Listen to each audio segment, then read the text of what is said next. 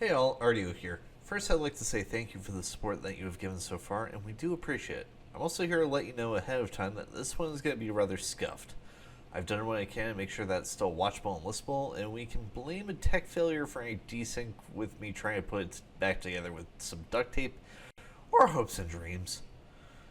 Oh yeah, the other thing to mention is the lack of video in between games will be expected since we're doing this through replays in Grubby's perspective and nothing to fill the time with, so maybe a cat pic, at most. Before I go, I guess I'll say the old YouTube, make sure to like, comment, and subscribe as it helps the channel out with getting the overlords to notice us in a positive light. Having said that, before I chase you all off with the lack of bald voice, hopefully you have a good day, evening, night, or whatever you got going on, and I'll talk to you later. Have a good one. Bye for now. Hello? Hey, Draskyl, what's up, man? Hey, how's it going? Sorry, my for some reason my Discord notification didn't show. Oh, okay, no problem. Hey, this is your standard volume. Yeah, it's real low.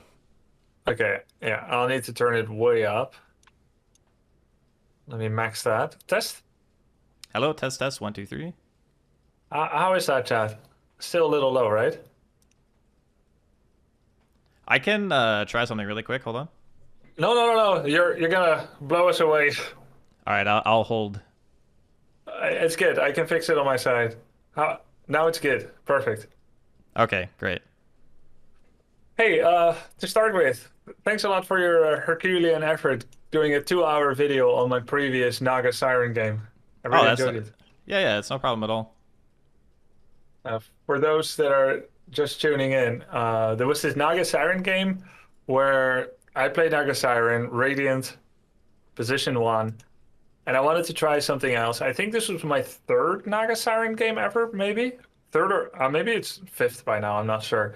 But I wanted to try something else, and I picked up Ensnare on skill 2, which netted us a kill, and then it netted us 2 more kills, but each one left me feeling deflated because I had very little health left. And then I could really feel how long extra it took as I leveled up to get Riptide and Mirror Image value, and you pointed that out as well. Yeah, there are things that you choose to do in the game that seem like a great idea at the time, but long-term ramifications are very important in Dota, especially as a safe laner. Like everything is about accelerating, right? You want to get your farm, you want to get your next item, and then your next item, and then your next item, and you can win at this MMR simply by being very efficient and just using your time well and having good awareness on the map.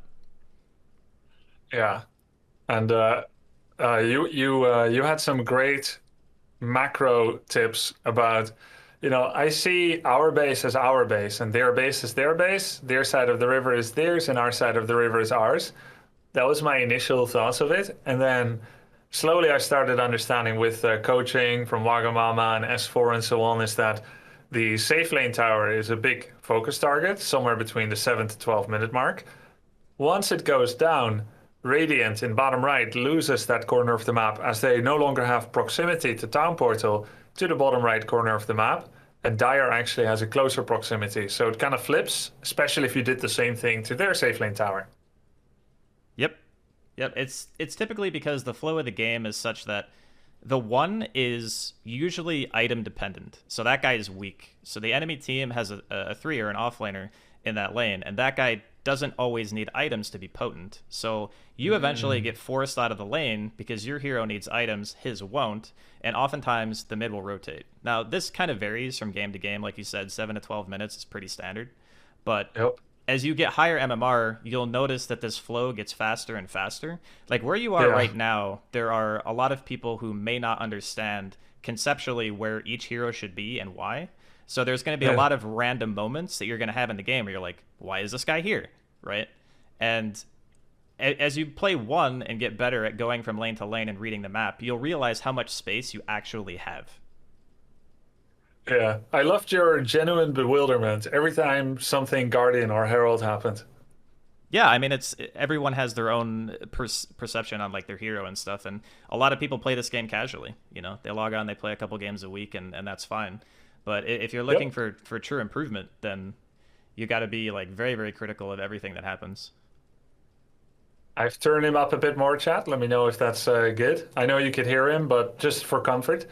So another thing that I loved is besides the safe lane towers that go down and what happened afterwards is you took it a little further than that. And you're describing a process that is second nature to pros, but not necessarily to someone that initially approaches things seemingly instinctively. Our side safe, their side not. So in this game, we started falling behind quite a bit.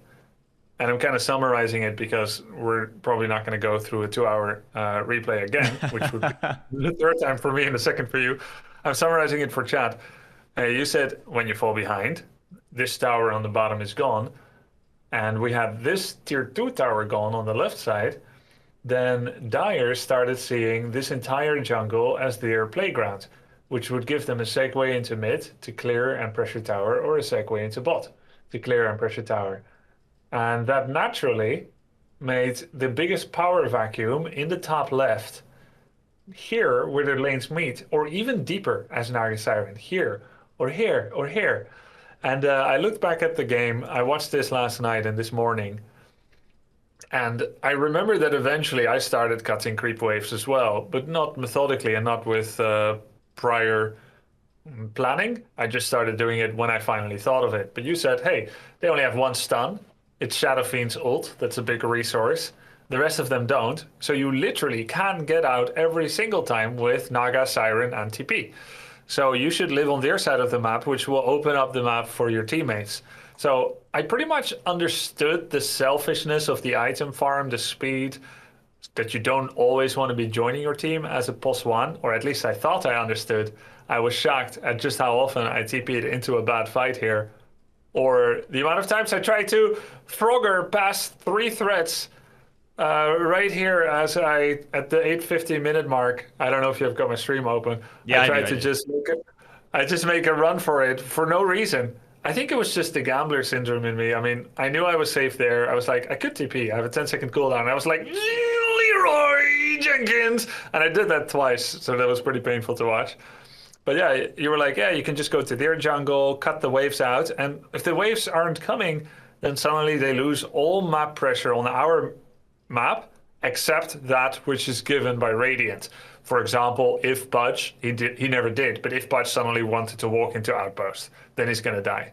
But like besides us giving them hero kills, suddenly they wouldn't be able to do anything anymore. And in fact, they would want to respond because they're going to take trickle damage on all the outposts that are now having only our creeps walk into them on the left side, the right side, if I do a triple cut while standing in the middle.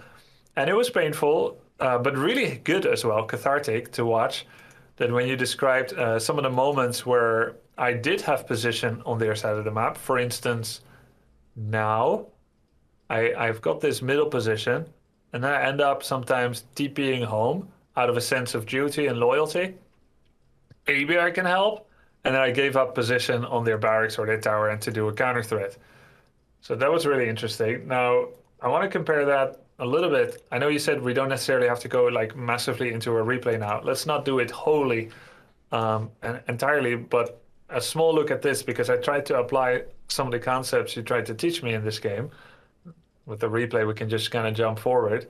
I tried to do it here, but it still failed. Yeah, I mean, it's a learning process, right? You'll understand the more that you play. If this is a hero that you want to specialize in, right? There are going to be matchups that you're going to need to understand how dangerous each hero is individually to you. So the game that I cover, the 2-hour game, it's a very rare situation where you have so little to deal with your hero's ability to cut, right? We should assume that most games there's going to be 1 or 2 heroes that can stop you. So what we would call those is just our threats. The heroes that we have to be wary of when they're off the map.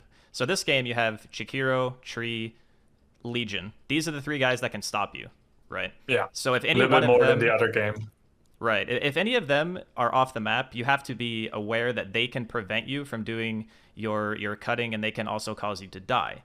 This is especially true once Blink Daggers and such come out, because the Legion duel can prevent you from using anything, really. And if they have follow-up damage, you could end up falling. But it's just pushing it to the limit, right? We call it limit testing, but really what you're trying to do is figure out what exactly you can get away with. Yes. So in this situation, I am the highest net worth, which would be expected because of the nature of what she can do. Perhaps not big enough of a gap to Juggernaut, so that could be part of the reason why he's quite a threat to us as well. But there's a situation where I am trying to cut waves from them. For instance, maybe not here,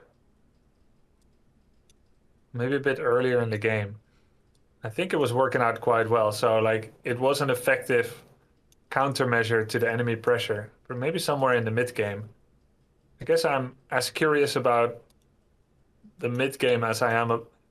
Yeah. So here, for instance, the final moment of the game was tough. So yeah, like here I'm cutting out the mid wave from under them while they're trying to pressure our mid tower. And once we deal with the creeps there, then no further creeps waves will be incoming. You said you reminded me that every 1900, 1930, a new wave appears. So if I stand in the middle here, I can catch every single one. Though once Legion Commander got BKB, it was no longer safe to rely on Naga Siren TP out. Right. That can be relatively tricky. There's a learning curve with, say for instance, they send 2 or 3 heroes at you, right? Which heroes actually deal enough damage to kill you? Because Legion is predominantly physical damage. If you get Omni, that's mostly physical. Tree, Jakiro, and Enchantress do a mix of pure and magical damage. So what we're trying to do is get them to commit as many resources as possible to us and fail, and that way the other lanes naturally get pushed out, hopefully by your team, and then you end up having another part of the map to play once you're done making that move. Now, it won't always be this way. Sometimes you might die, sometimes your team might be like they were right there, grouped up under the tier 2, not really counter-pressuring any lanes. But the idea is still correct. And the better that you get at it, the more effective you'll be at making the space and escaping. And sometimes, once you really learn your hero's limitations, you'll even be able to get counter kills. And that's when you really start to... You create the space for yourself and your team. That's what you can do with this hero. There's not a lot of safe laners who can do this, but Naga is one of them. And I think I probably, for the level that I'm playing at, my performance was good enough for a victory, I feel like. Though far from perfect, obviously. But like I'm not displeased with it. Like I wasn't feeding, I wasn't making as big mistakes. Though it could be better. For example, I forgot Skadi. I think it's not in my build list, so I just didn't get it. I think it's a solid item almost every time, especially against Juggernaut Legion Commander. Yep. Yeah, the Skadi is really important because it's a damage item and it's a survivability item, plus the utility of having the slow on top. So if you didn't know, Skadi slows ranged heroes much more than melee. So if you hit Jakiro, 40 for example... 40 as opposed to 20%. Right. So the big difference of having the Skadi second is that you will push faster as well. Because your illusions are going to have more attack speed, more agility, more damage. That means more riptides. It's like an exponential increase to how quickly you get the lanes killed. And it also means you may only have to commit 1 illusion instead of 2, which will allow you to do a lot more farming of camps and not just the lanes themselves. Again, it's all about how quickly you can achieve your critical mass, right?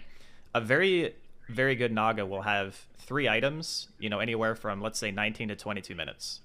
And that's 19 to 22. In a free game, if there's no pressure on this hero, which we should assume that given the level of play, if we play well, we should be under very little pressure. And you can see it reflected here. Your net worth is constantly much higher than basically everybody but the Jugs. So the more comfortable you get, you're going to be able to repeat this, but it's going to get better and it's going to get better. And eventually, you're going to have your third item, 4 or 5 minutes sooner.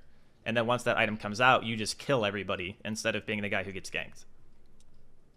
Yeah, that makes sense, but I only have 1 item. Yeah, but again, it's a process, You're going to keep playing, you're going to keep getting more comfortable with how you farm, you're going to learn your matchups better.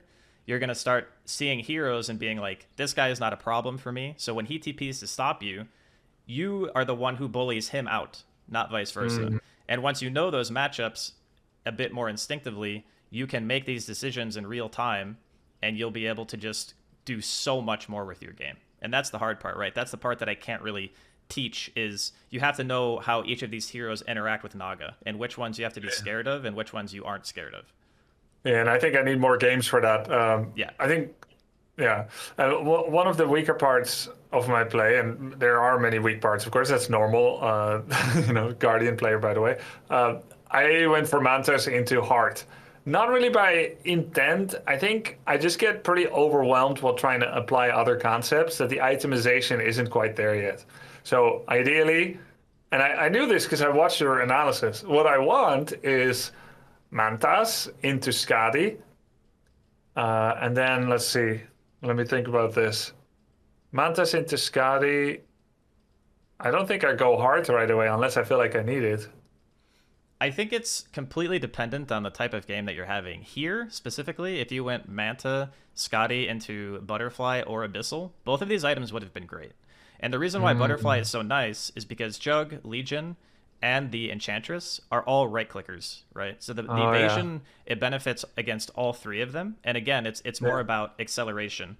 The supports in this game don't really deal a ton of damage to you. Like, Tragic Hero is pretty low on the damage scale for a hero like Naga, who's always going to be building 2 heavy stat items first. So it's really, it's hard for them to kill you unless you really overcommit, right? 3 or 4 heroes are required to kill you this game. That's a lot of investment from the enemy team. So when you have that kind of low damage, like let's say low magic damage, you can do this Butterfly third, and it's going to feel really, really nice. You're going to just destroy the waves. The towers are going to melt. And if the cores rotate to try to fight you, you're going to be really powerful. Yeah, I think I didn't have the best game, but relatively better, definitely better than the other Naga games. So I had a decent, for this level, like maybe it wasn't as good, but I had the ability to get some nice items. And with the second being Tarask, I didn't do as much damage, so I didn't apply as much pressure. If I had had those, I would be definitely more threatening. I think after Tarask, I got Scythe of Vice. I'm not really sure why. I think I saw it in the item list, and I just picked it, kind of impulse.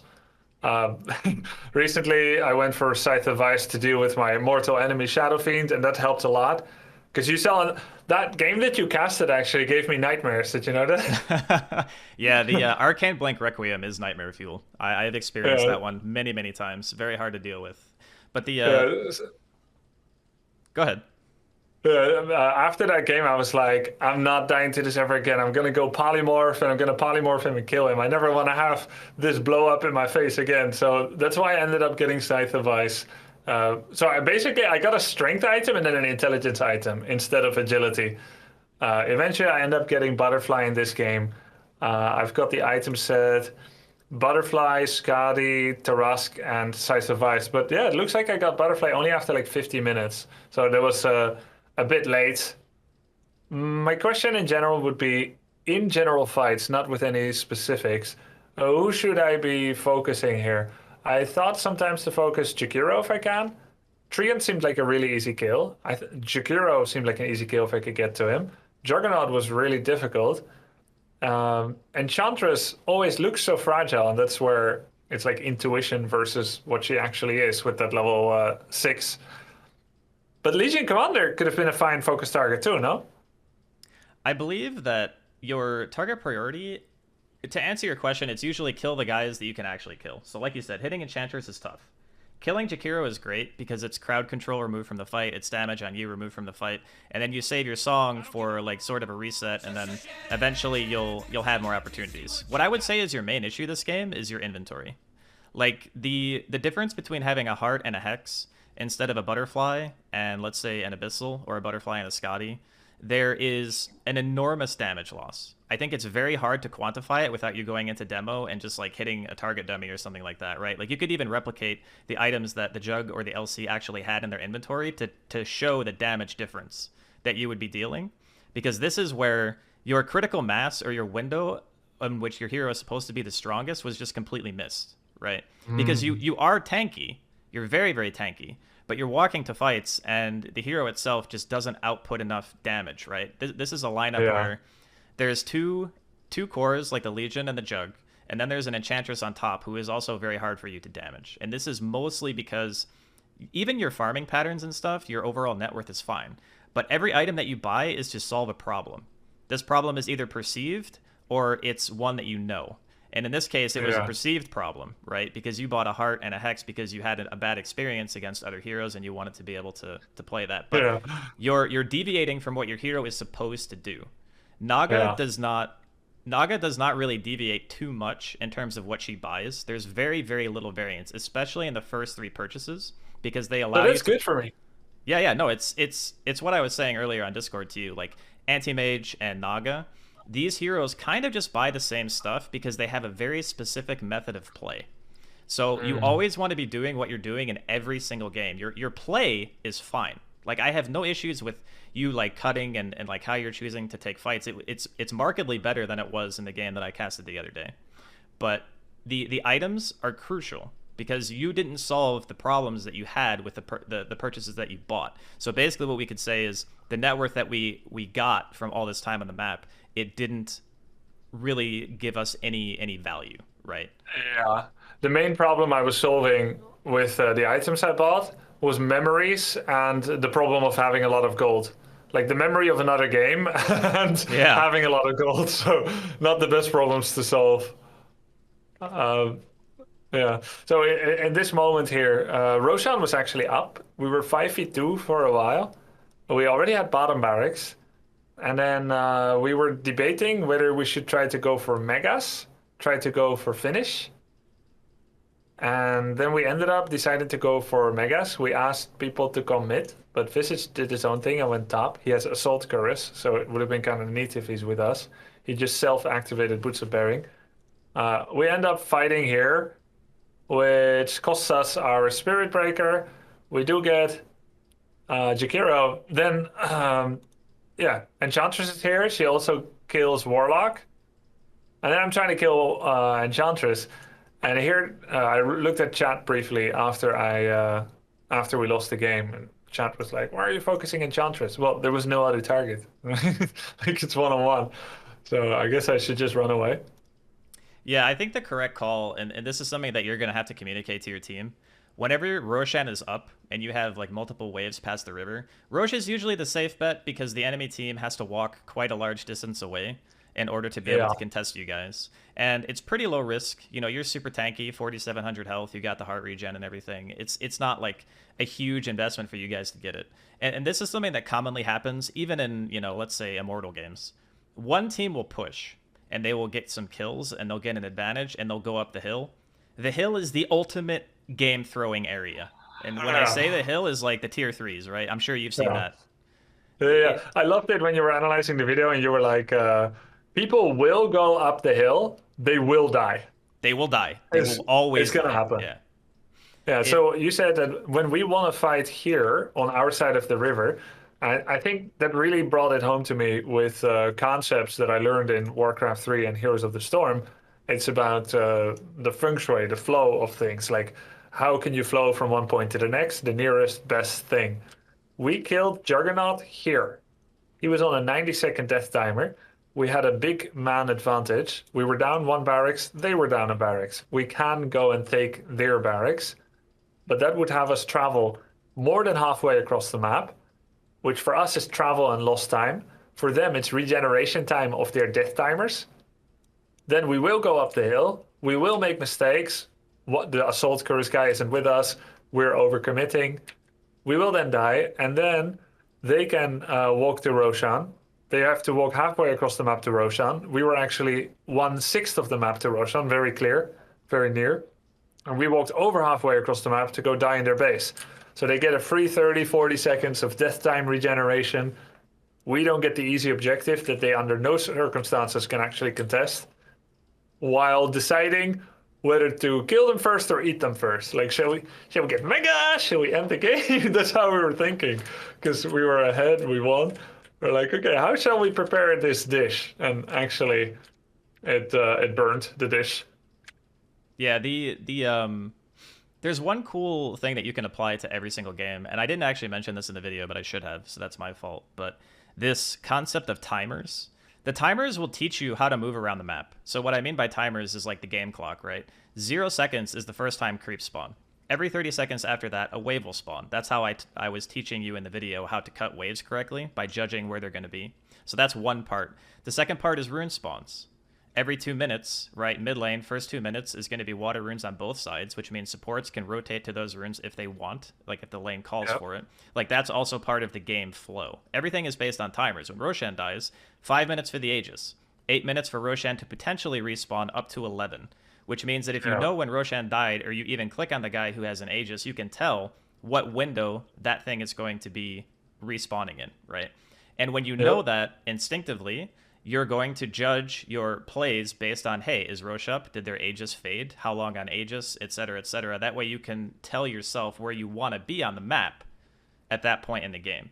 Like if they just got an Aegis, where do you want to be? Probably really far away from them, pushing a side lane, waiting for that timer to run out, right? But in your head, you're thinking 5 minutes. They kill it at 26 minutes. It's going to be gone at 31. You should know that. You want to know that's when we want to fight. Because if they're still on our side of the map, they're going to be lingering there. Maybe we can take this time and fight them as soon as it goes out, you know? Stuff like that will throw people off because no one is that mechanical about their timings. They don't think about where is this guy gonna be when this happens, right? But that's how you learn how to move is based on when bounty runes spawn, when power runes spawn, you know, when creep spawn, cart waves, all these plays that happen at high level are based on these things. Yeah, that makes sense. And, you know, oftentimes it doesn't go how it would go in a pro game. Like pretty much the supports never go help mid at this level. Supports never take over mid while mid rotates and ganks. So it's definitely different. I would say more than half my position 1 games, I'm left 1v2 with the support either doing level 1 Enigma jungle farming or just standing here AFK waiting for a camp to spawn that has been sentry warded and he doesn't know why it's not spawning. You know, that's my POS 5 experience. And to be fair, the POS 5 experience that they have is a POS 1 alchemist that thinks he can walk through a primal beast, stand there for 3 seconds until the creep is within kill range, and then dies in that 1v2. So lots to improve on my side. And I'm trying like just to put more emphasis on not dying, because I got this like, of course, obsession with farming fast. Sure, you should be obsessed with that. That's your job. Yeah. Again, let's see in this game. Oh, in this game I started doing mirror image jungling while waiting for creep, so that was much more efficient than the replay that you watched. Yeah, this is really good. I don't know if you did this intentionally, but it's great to do against Legion because Legion overwhelming odds kind of just deletes your illusions. So it's very, very smart. That. Yeah, keeping him away from your hero is awesome. You want to do that every time against these types of heroes. Yeah, I think I did mirror image split under him a few too many times. Like I did it once, it died. I was like, okay, maybe it's a fluke. Second, third time, I'm like, okay, they pretty much instant die. Then I stopped summoning them under him, summoned it out of vision so he can't immediately follow up, and then just send them somewhere else. So we learned a lot from this game. Yeah, I think your mechanics are head and shoulders above basically anybody that you're going to be running into in this bracket. But except maybe the team fights. Like if you group mechanics together with who to focus and the team fight overview, I don't think it's very good yet. I'll be honest, team fighting is the single hardest thing to learn because it requires understanding every single hero's abilities, how they interact, who has what item, and what makes that target valuable to hit. That is something that I can look at in past tense and tell you, yeah, this is the guy you should go on because of X, Y, and Z. But in the moment, it's very hard. Like, there are generalities to how the game is played. Like, let's say you're a Blink Dagger Legion commander, right? And you're on the enemy team. It's really hard for you to blink duel because there's a song and a golem, right? And a global silence on top of that. So who's your best target, right? Questions like that are pretty hard to answer. But for your hero specifically, it's actually pretty simple because all the fights you should be taking are ones that you create yourself by side lane pressure. So let's say you're in that jungle doing some cutting a little bit later into the game, and then you have this moment where you create like a 2v3 for your team or a 4v3 or whatever, and you teleport back to that fight and you outnumber them, right? That's when the target selection doesn't matter as much because you're creating opportunities to where you have the number advantage, right? It's like having a concave in an RTS. You just have the better positioning and more people, then you're just going to win, you know? Yeah. That's you've got the numbers. Yeah, that's how I would look at it. Like, you're going to learn over time, especially if you main a few heroes, you're going to learn these interactions way, way faster because you're not going to be spreading your time throughout like 12, 15 different heroes, right? You're going to be playing your main like 3 or 4, and you're going to figure out very quickly which heroes do I own, which heroes own me, and then you're going to adjust your strategies based on those things. Yep, and that's what I'm trying to do now. I'm only playing 3 max 4 position 1 heroes: Alchemist, Naga Siren, and Spectre. Focusing a bit on Naga Siren because of your recent coaching. I just saw Warlock do a golem on a treant with no TP that was stuck. But yeah, that's what I'm trying to do now, and then learn those matchups a bit more. I can give you some general heroes to be wary of when you're playing Naga Siren specifically. Like Leshrac is one. Earthshaker?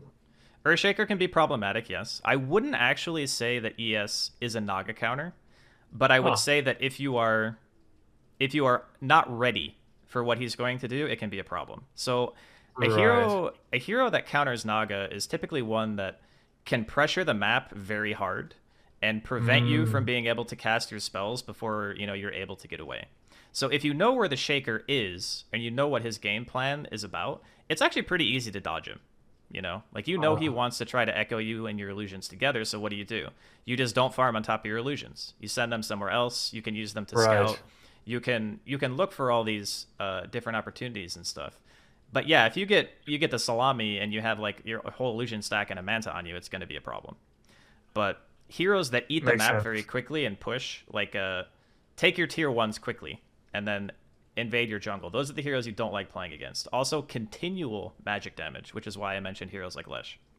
So there are counters, but at this level, to be totally honest, if you just focus hard on how you're farming and where you are on the map, you will just win a ton of games. Based on you'll split the enemy team apart.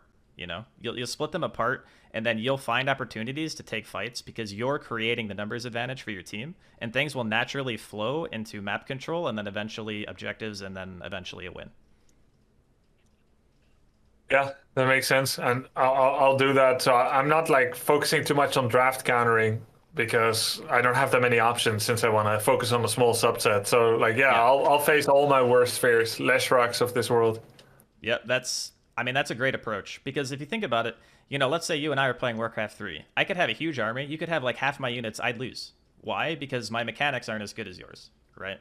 You would just own me with superior mechanics. That's what we kind of want to instill for a carry player, is just being the efficient, map-aware, I'm always farming at this rate at least type of player. Because that will ensure that you never lose a game because you don't know where to be on the map or you're not getting enough farm. Those are the hallmarks of a good carry, is being able to get farm even in the worst situations. Makes sense. I don't know if you would like, but do you want to do a live game? Yeah, let's go. I'm in. So Naga again, perhaps? I could do Naga, Alchemist, or Spectre. As Spectre, no, let's do Alchemist or Naga only. Whatever you're feeling, I'm down. Okay. We have Shadow Shaman. Doesn't matter too much. Lina support, Shadow Shaman, Heart support. Should I pick before mid lane typically? So I would say if you don't care about playing into counters, you can second phase and it's going to be fine. Right. As you get higher MMR, let's say a couple months down the road, last picking for the safe laner is usually better for pubs because that means you can counter pick the enemy team off lane, and that normally means you have a better lane matchup. Your tower dies a lot slower. In fact, in some games, when the safe lane beats the off lane, the game becomes extremely hard for the enemy because that tower is supposed to die, right? Like that when S4 was coaching you and all the other players saying, yeah, the T1 normally dies, but if the safe laner gets the counter pick and then the 3 can't play, that tower doesn't die, and then the game flow changes, which is great. But yeah, at this level, at this level, if you want to just pick your hero, just hard lock it, just focus on your mechanics, then it's pretty good. Makes sense. Maybe not first pick, but second rotation pick. Yeah. So what can we say about the game so far? They have Monkey King, who is mostly physical damage, Sniper, mostly physical. Then they have Disruptor, who has the positional tomfoolery and has some magical damage, and the Silence, which means I will have to press BKB before he gets the Scepter. Yep. I Or mean, just survive, lol. there are going to be moments where you're going to get glimpsed. You can actually dodge it with mirror image because there's an invulnerability window. So if you practice it in demo, it's pretty easy to get actually because it's longer than Manta's. But yeah, you can prevent yourself from getting glimpsed back and stuff. We're gonna not worry too much about like the niche mechanical stuff. We're just gonna try to focus on like general macro oriented gameplay and like where we want to try to be. Shall I stream my screen to you on Discord? Yeah, that would be great because the Steam updater thing doesn't actually let me watch live yet because Okay. it's like on a delay. So I know that does drop audio quality a bit, but hopefully stream can still hear you well enough. yeah, ordinarily it would let me live coach, but since we haven't been Steam friends for that long, it takes like some time for it to catch up. Okay. All right. Okay, so they have 4 physical damage dealers: Centaur, Monkey, Sniper, and Chaos Knight. So Skadi into Butterfly could be pretty sweet. Yep, it would be super good this game. Disruptor has Q spam, so Magic Stick from the Bounty Rune could be nice. I think most games you're just gonna want to buy a stick. Like Yeah, there's okay. very few lanes where you're gonna look at it and say, I probably don't need one because Okay. the mirror image having it up is how your hero lanes, and you get the mana from every spell that's used, and the more mirror image presses you get without having to buy regen or go back is just more value, right? Yeah. We're technically using it as a farming item on Naga. Yeah, okay. So it's gonna be stick. I get the Wraith Band, Power Trids. Then I go for Mantis style, Skadi into Butterfly, and then we'll see. Yep. I would also be careful about contesting runes when you're Naga because your hero inherently doesn't offer a whole lot at level 1, right? Like you can pop your Well, mirror image, and then actually, most of the games I do a mirror image and we get a kill and I lose no health. right. But I just body block. so let's if we were to compare level 1 spells, right? Centaur has a stun, Yeah. CK has a stun, Monkey King could have Jingu or Primal Spring or something, and then there's a nuke. So it is a bit Yeah. scary. You just want to be in the Okay. habit of recognizing level 1 power and then saying, okay, do I want to try to contest this or not? Because feeding a first blood can be kind of impactful for the lane. Okay.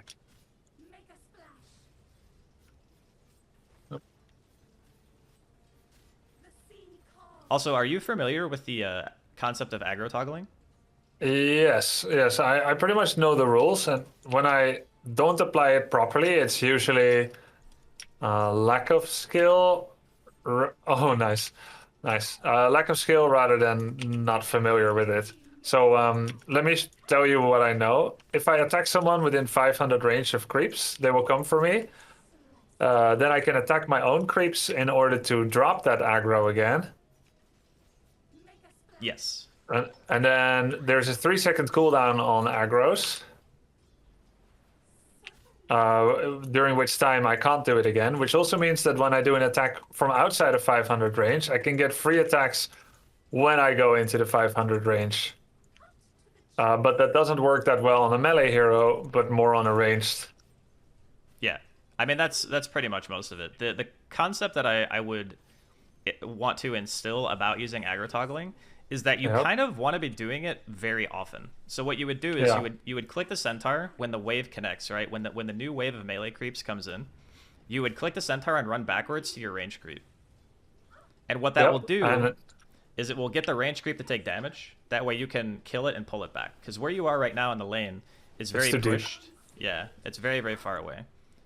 Your Nice Shaman's... pull by Shadow Shaman. Is that nice?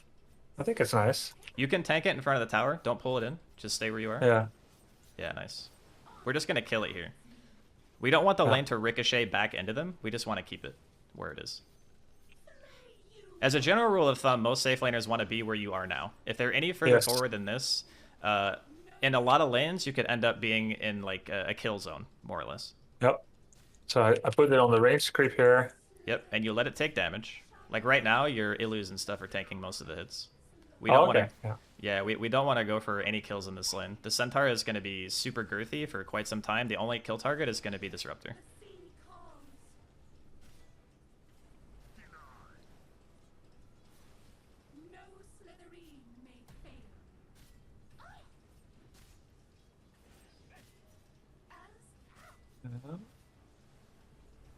I'll just put one illusion on him, one on Centaur.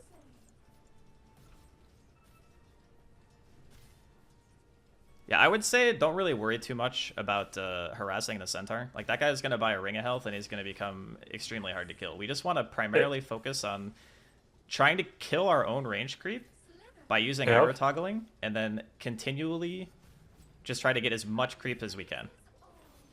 Shadow Shaman has some dreams of last hitting too, I can see. I'm gonna use Disruptor Q to damage my own creep wave. Yeah, I like that too.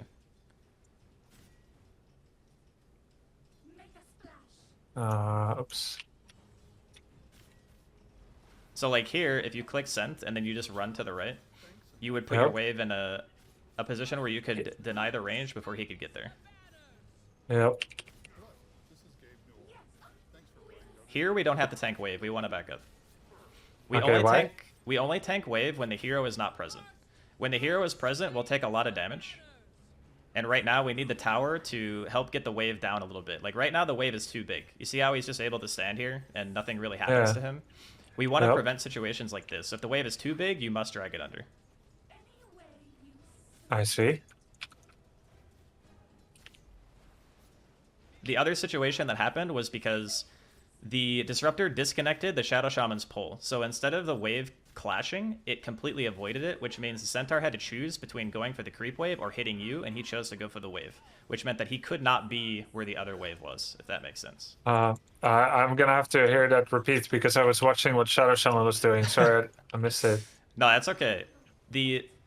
The earlier pull, when I told you to tank the wave in front of tower, was because the other wave got bypassed, and the Centaur had to go back to kill your wave, because that camp didn't actually get pulled. So that's why you were able to stand in front of the tower, because the Centaur he couldn't be in both places at once. Yep, that makes sense.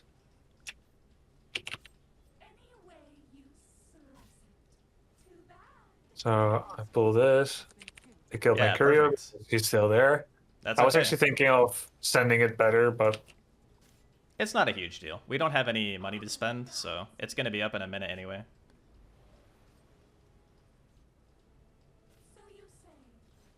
Looks like Shadow Shaman has had it with me. That's okay. He sees this as a kill lane. I'm just going to be totally... Yeah, you can tank it when the Centaur leaves. If you don't want to drag it under and you feel more comfortable just hitting it, that's fine. If you want to like drag it under and practice tower CSing, that's fine too. The cart will damage the T1 though. The cart's always going to hit the tower first. Yep.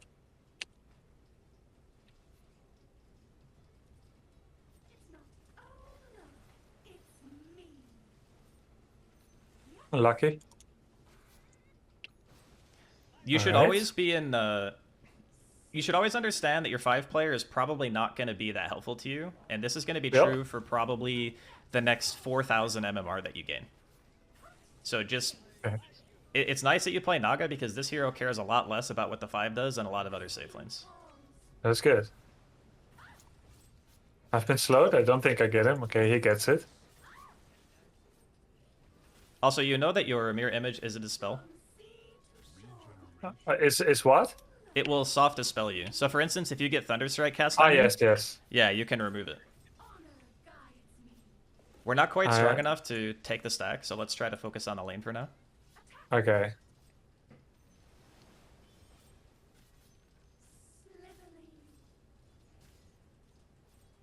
The worst thing that can happen to us as Naga in the early game is our illusions die too fast, right? Like, we want to keep those things alive because that's our main form of acquiring farm and also pushing out the wave. So we never want to be in a position where we walk up to a huge camp of creeps and have our illusions tank and just die, because that's just efficiency lost. Yeah. So now, what if I send one on Disruptor? And we don't need to do any of that like harass stuff. We just want to be in front of the tower, because when we see the creep wave following that guy, we know for sure that the wave is going to be hitting our T1, and that's actually good for us because it means the Centaur has to go somewhere else to see us. Like, if him standing here right now, this is like what he's doing doesn't help him, right? He's getting no farm. His support has basically pulled his gold and EXP away from him, and you're farming for free under your tier 1. Theoretically, the shaman shouldn't be here, but this is still great. You know, Treads, Wraithband, we're level 6. We're feeling pretty good about this situation. I'm just gonna hit him. I was gonna use one to block, but it was still within stomp range. Yeah, it's pretty hard to really kill the centaur. If you get another round like that, he might die, but it's going to be kind of close. And I wouldn't put heavy emphasis on actually killing him. I would just make Yes. sure that we're constantly, making sure we're getting the creeps out of the wave. That disruptor is doing that creep dragging thing again. I'm not really sure why, but he's got some stealing from his ideas. centaur. Yeah. He's actually a thief. I actually have no idea what he's doing. I like when I was listening to your coaching. I really like how you took everything in stride without major judgment because like a lot of weird things happen. Yeah, I've played a lot of Dota and I've seen some crazy stuff. So Very non-judgmental dad. Yeah, Why this do they is, call you the dad? oh, I think it started because, well, first off, I look quite a bit older than I actually am, and second, because of my music taste. I basically listen from 70s, 80s music most of the time. I'm going out of here Yeah, it's good to leave here. if I You can. could maybe TP. No, yours is here. You're good. Just walk up the hill to the right, and you're fine. Unless. Unless. No, let me go. Well, that was Nice. pretty sick. Overcommitment. We could just call that a situation where the enemy team didn't know their limits. Now, you can probably send one extra set of tangos to yourself right now because you're low. We want to avoid going back to base at all costs. Yes. I loved it when you said I was 10% life and you were like, you shouldn't be porting here.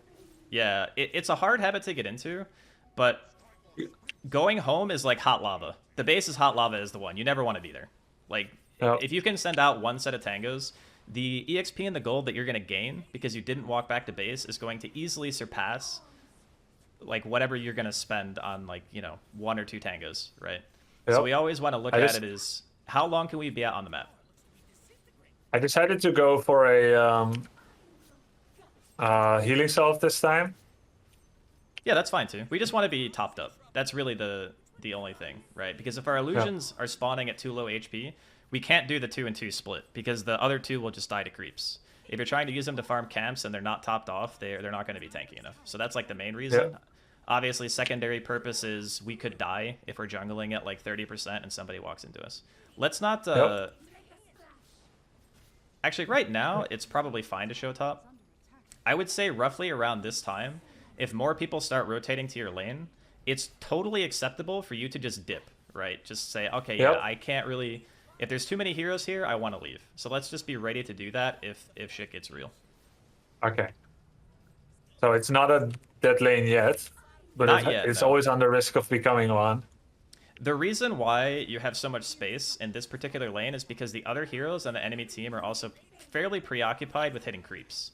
So when heroes want to hit creeps and they aren't strong with just their base skill set, they're going to be more focused on doing what you're doing as opposed to pressuring objectives. So a lot of games before 11:30, which is quite late for the T1 to not be pressured, you're going to be forced out, right? Like some other hero combinations are going to be in your game and you might have to leave. But here, we got tons of room.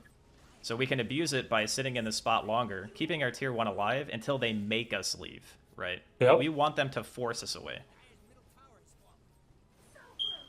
But yeah, this is really good efficiency. Getting multiple camps farmed.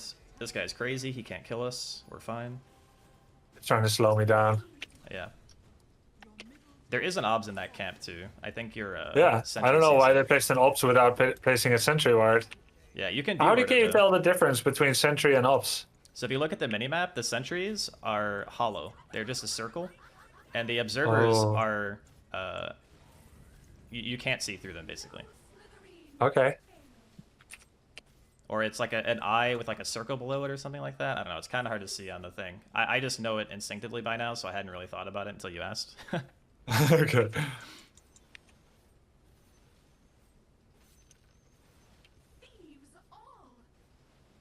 Huh. Another observer ward. What do you know? Yeah, I I'm think gonna they send were- my. Oh, do we still have sentry? Do I just go for their ancients? Yeah, you can do this. This is great. Oh, there's a sniper here. Okay, we might have to... If they run at us... He thought I was fake. If they He thought walk it at was us from fake. top right now, just be ready to TP because this guy has glimpse Yep. and ulti. But the centaur is very far, so you're actually fine. Also, I will say the illusion cutting past the T1 is great, but make sure you move your illusions far enough away so they're not getting hit by tower. Right, like where they are Right. now is good. Just make sure you never have them linger next to the T1 because they'll die. But this is Yep. good. Very good stuff. I love the movement to the mid lane instead of lingering top when you know that another one of your cores is there. That's great. Very good shit. Nice. Like this part of the map that we're occupying is fantastic. Keeping an eye on the seconds timer, getting the good cut so the wave mid doesn't Yep. go to the T1. That's good too. Like this movement, enemies will not know how to deal with this. They will literally Yeah. be clueless. Yeah, when you said this, I was like, oh man, this is some tasty cheese. This is an eye opener, right? Like people at this Yeah. level will not know how to respond. This is why Naga is such a phenomenal hero to learn if you are willing to do these types of things, because you're taking the agency of the game into your own hands. You're forcing them into such an awkward position that they may have never even encountered before, you know? Yep.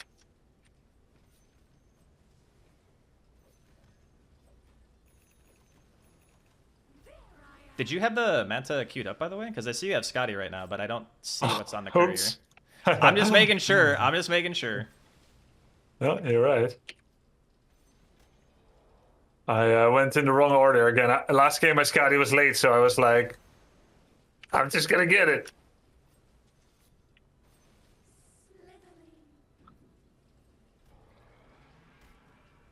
All right, there are 2 cores there, so we do want to be a bit careful. We can probably stick by bottom. We have that observer ward there.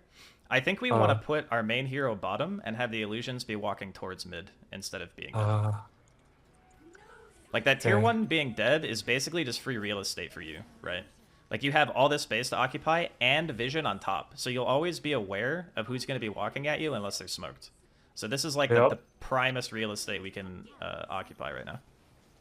Okay.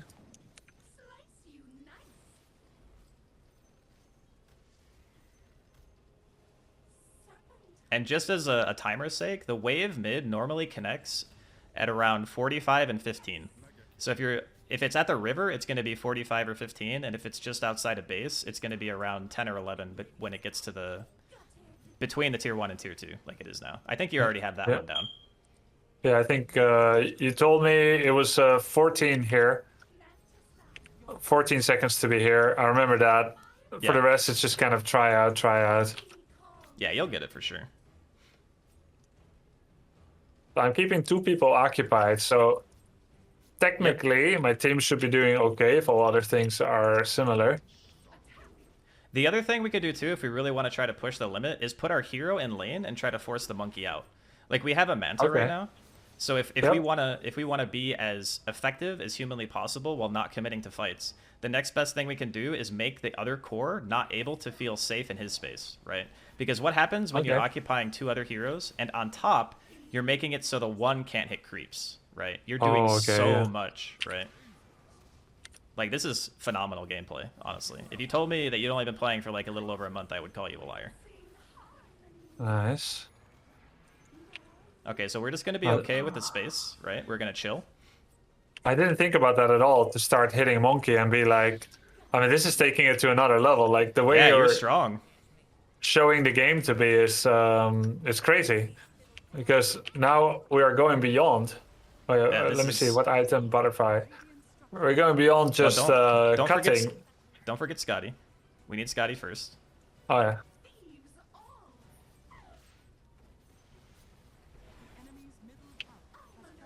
And we just want to be hovering between this mid and bottom lane the whole time. This is our bread and butter. The wave bottom is maybe a bit further out. I would say try and be in the habit of being equidistant between mid and bottom when the waves spawn, so that way your illusions don't have to walk too far to get there, right? Because that's how you'll miss your timing. I like this too. This is great. The other thing too, and I'm sure you know this already, but the closer you are to their base, the easier it is to cut because the waves are closer, right? The distance you have to walk. From middle, I can do all 3, you said? Yes, you absolutely can. Your illus will not be in position bottom, but you'll get mid and top here. Yeah. You don't have to put your hero in the lane like this if you don't want to. Like, if you feel unsafe, it's perfectly fine to just sit in fog and send your Manta or mirror images in after the fact. Right. I would say in a lot of games, when you start dealing with players who are better equipped to deal with this type of strategy, it would be safer to practice staying in fog and only sending in the illus when you're this deep. That's true. Yeah, when you had the vision, the ward on the hill that you're playing south of right now, it was good to force the monkey out because you could see the rotation, right? But when you're standing next to a high ground hill and a bunch of fog TPs, it can be very dangerous for you. That's a bit too much. Yeah, we're okay though. This guy can't kill us on his own. Nice little south. Got the orb swap in. Nice, good stuff. So right now, I want to be a little bit careful because there is a good chance, because the information that we currently have, we can't see anyone, right? We have no ward, we can't see anyone. I would actually encourage in this situation to just buy a obs ward for yourself and place it on that hill where you had one earlier. No obs ward available right now, but that's a good tip. Yeah. When you're playing aggro jungle like this, if there's a ward available and you need one for yourself to be in the best spot on the map, it costs you no money, right? The obs is free. Yep. All right, so we got some more information. We can go back to aggro. Now, the next level is looking at your team while you're doing this, and then also judging if there's an opportunity for you to turn an engagement. So right now we have a T1, right? Quickly assessing the fight, we see a duel on the sniper. We know that that guy's going to die. Lena's a good amount of HP. Like, TPing up here seems like it could be a reasonable, like, decent outcome. Nice, good kill.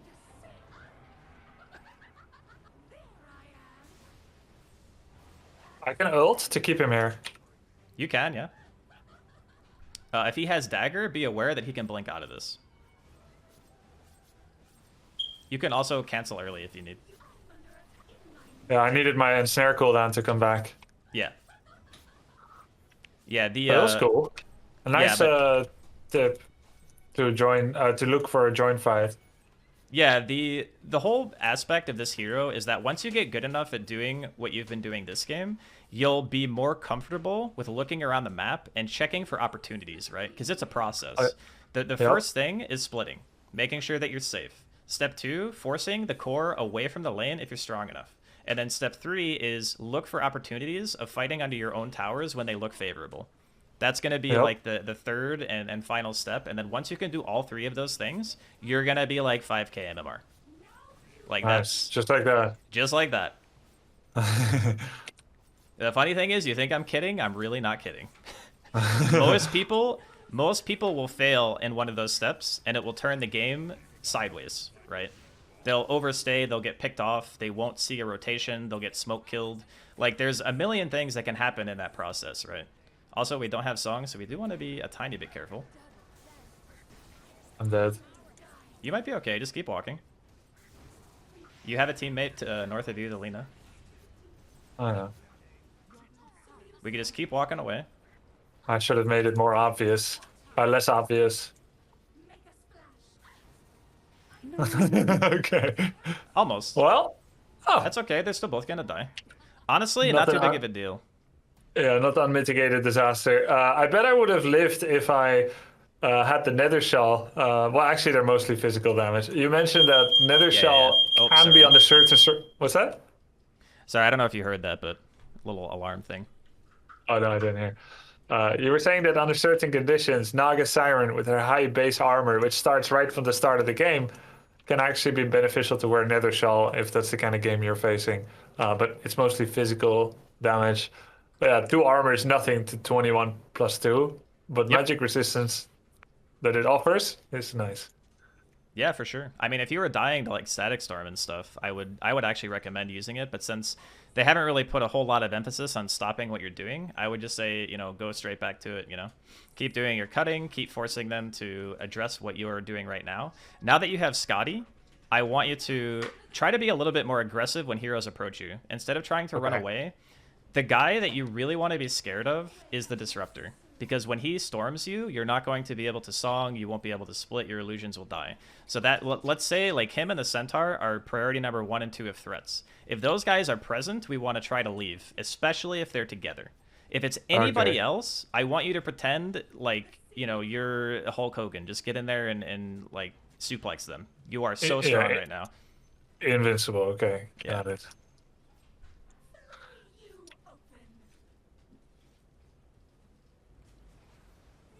And next here we can go for the butterfly. We can go for, honestly, I wouldn't say that Heart's terrible here. I would say it's the safe choice. Butterfly is the greedy, I'm obsessed with creeps, I just want to keep hitting creeps until my eyes bleed item. And then Abyssal is more for killing, which I think would be fine too. Since we are doing really good on farm, we can probably get away with any of these 3, and I would say they're like all of them are okay choices. Okay. I would do butterfly in this situation. Yep, that's fine. Greedy damage. The other thing to remember as well, now that we've finally gotten a T2, I'm sure you know the outposts are open. Yep. But the other thing is that we can start chipping the tier 3s. The tier 3s, getting damage on them is huge because eventually once the Rax dies, or once the tower dies, the Rax are open, and then it's kind of like a bleed effect that happens to the enemy where they consistently have to address it because the damage doesn't go away, right? Like it's persistent. Yep. So the more you do this, the more effort they're going to have to spend and putting heroes on this side of the map. Like we did lose quite a few there, like 4 people died, but we didn't have a tier 1, right? If we were more comfortable with how we're currently playing, we could have been looking at the fight that was happening in the jungle and deciding if we wanted to TP to the outpost. But that is okay, right? Because we're still having to focus a lot on the stuff that we're currently doing. And the less we have to focus on this aspect, the more we can focus on the map. And that's the goal. We want to get to the point where this is automated, and then we can make good decisions to fight. Like what you're doing right now is fantastic. Like once you get a little bit more experience playing this way, you'll be the guy who's doing this and attending fights, and you'll just be crushing every single game. Yeah, I have been, my intelligence has been called into question by teammates, but we don't worry too much about that. Yeah, let's say very loosely that this bracket, almost no one is actually playing the game. Yeah. Like everyone is kind of just walking around headless chicken style, and it's just, that's how it is, right? Like everyone's a beginner. That's kind of how you start. Yeah, we're all bad at something different. Yeah. Sometimes multiple things. And this is quite a hard hero to learn when you start as well, because the way that you play this hero is different from a lot of cores. Like some of the concepts are similar, but what she can get away with, right, is very, very different. Yeah. So we want to be a little bit wary of walking up the hill with our hero, but we can keep sending Illus up to chip the tier 3. All right, we want to be ready to song here. This guy does quite a bit of damage. He might kill us. Ooh, we're in shrapnel. We might die to it. Oh yeah, in shrapnel. Almost. Not actually wrong, my teammates. That was close. Yeah. I'm not very good at recognizing effects yet. Just yesterday I learned that E-Blade has a projectile. Yep. That's okay though, because what happens is everyone on the team just teleported to kill you except for one guy, and then what happens top? The CK dies.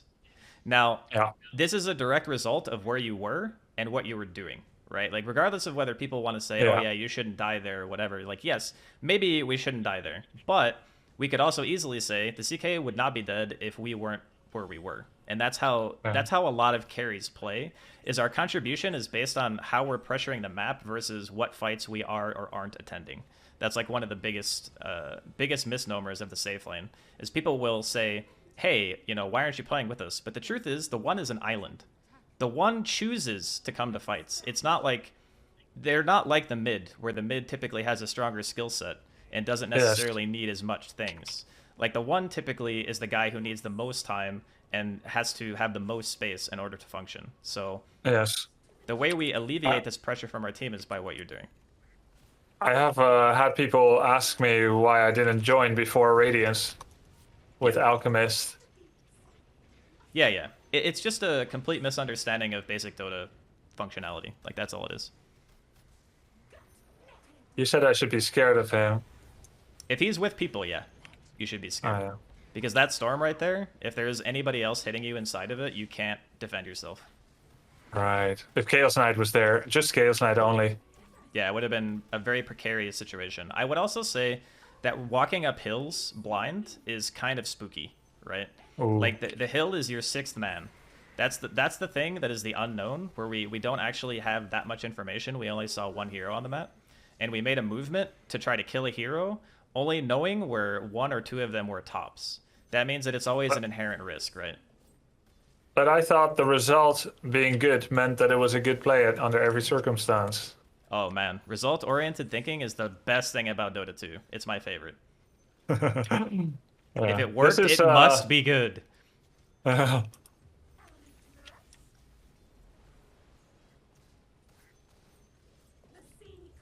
think do I that's, go back to their side of the map? Yeah, you have some nice vision. You can cross the river pretty safely by where bottom rune is, and then you can... Yep. If you can get people to come with you, you could even just take over their whole jungle right now. Butterfly is coming in. Yep, timings are pretty good. Not too shabby. Like 8 minutes late? Or... I would say Actually... like maybe like 5 or 6 minutes. If we didn't have those 2 deaths, we could probably have had it like at least 2 or 3 minutes sooner, right? Because that's time you're off the map and time you're not farming. It's like a compound problem. That's why it's normally considered so bad when the safe laner dies, because they always want to be accelerating. Our team is kind of in the area, so we're kind of chilling here. It's not super unsafe. We want to try to get the bottom lane push in as much as we can, because that's the lane that is exposed, right? That's the lane where the T3 is, and we can chip it. Yep. I got some cool new items. Little fight happening here. There's probably going to be 5 enemies here, so we want to be a little bit careful. Alright, we got 1 kill. That was nice positioning on the song, by the way. We can fight this, I think. Yeah, orange is top. You're good to go here. Nice. Very what do I do again. next? I always make the wrong decision at this time. Okay, so we're gonna push the wave to the base because Roshan is super far away, but we're not gonna commit to the fight, right?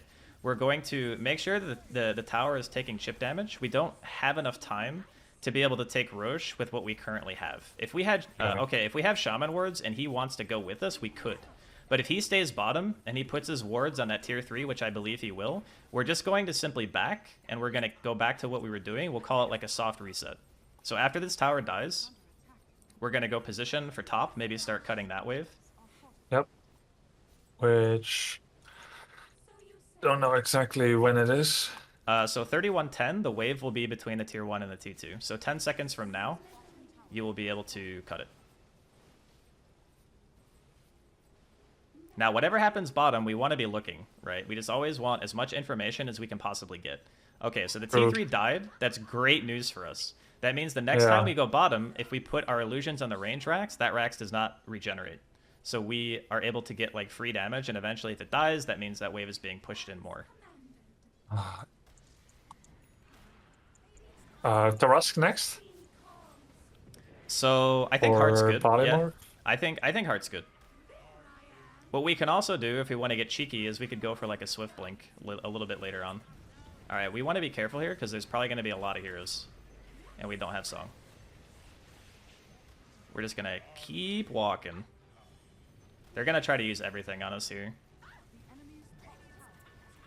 Yep. Yeah, I think we're dead. That's fair. That's okay. I think the... obviously, there's a lot of things going on, and it's a lot of information.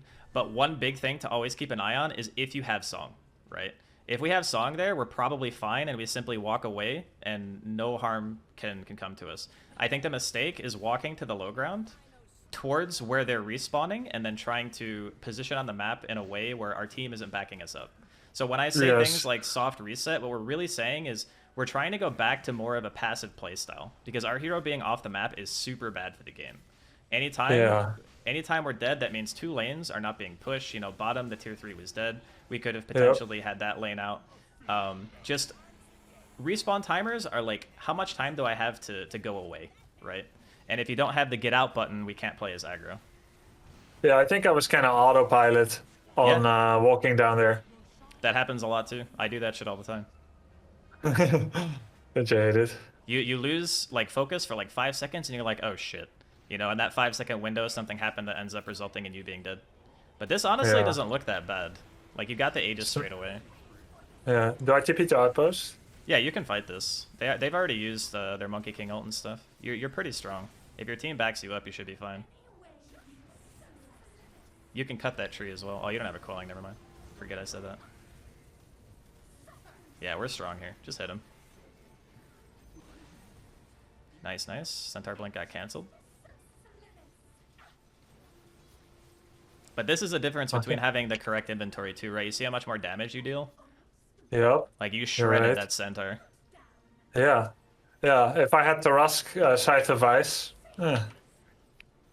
Yeah, but I mean, it's a great learning experience either way. You get to tell, like, from a game-to-game basis, what your hero feels like with a different inventory.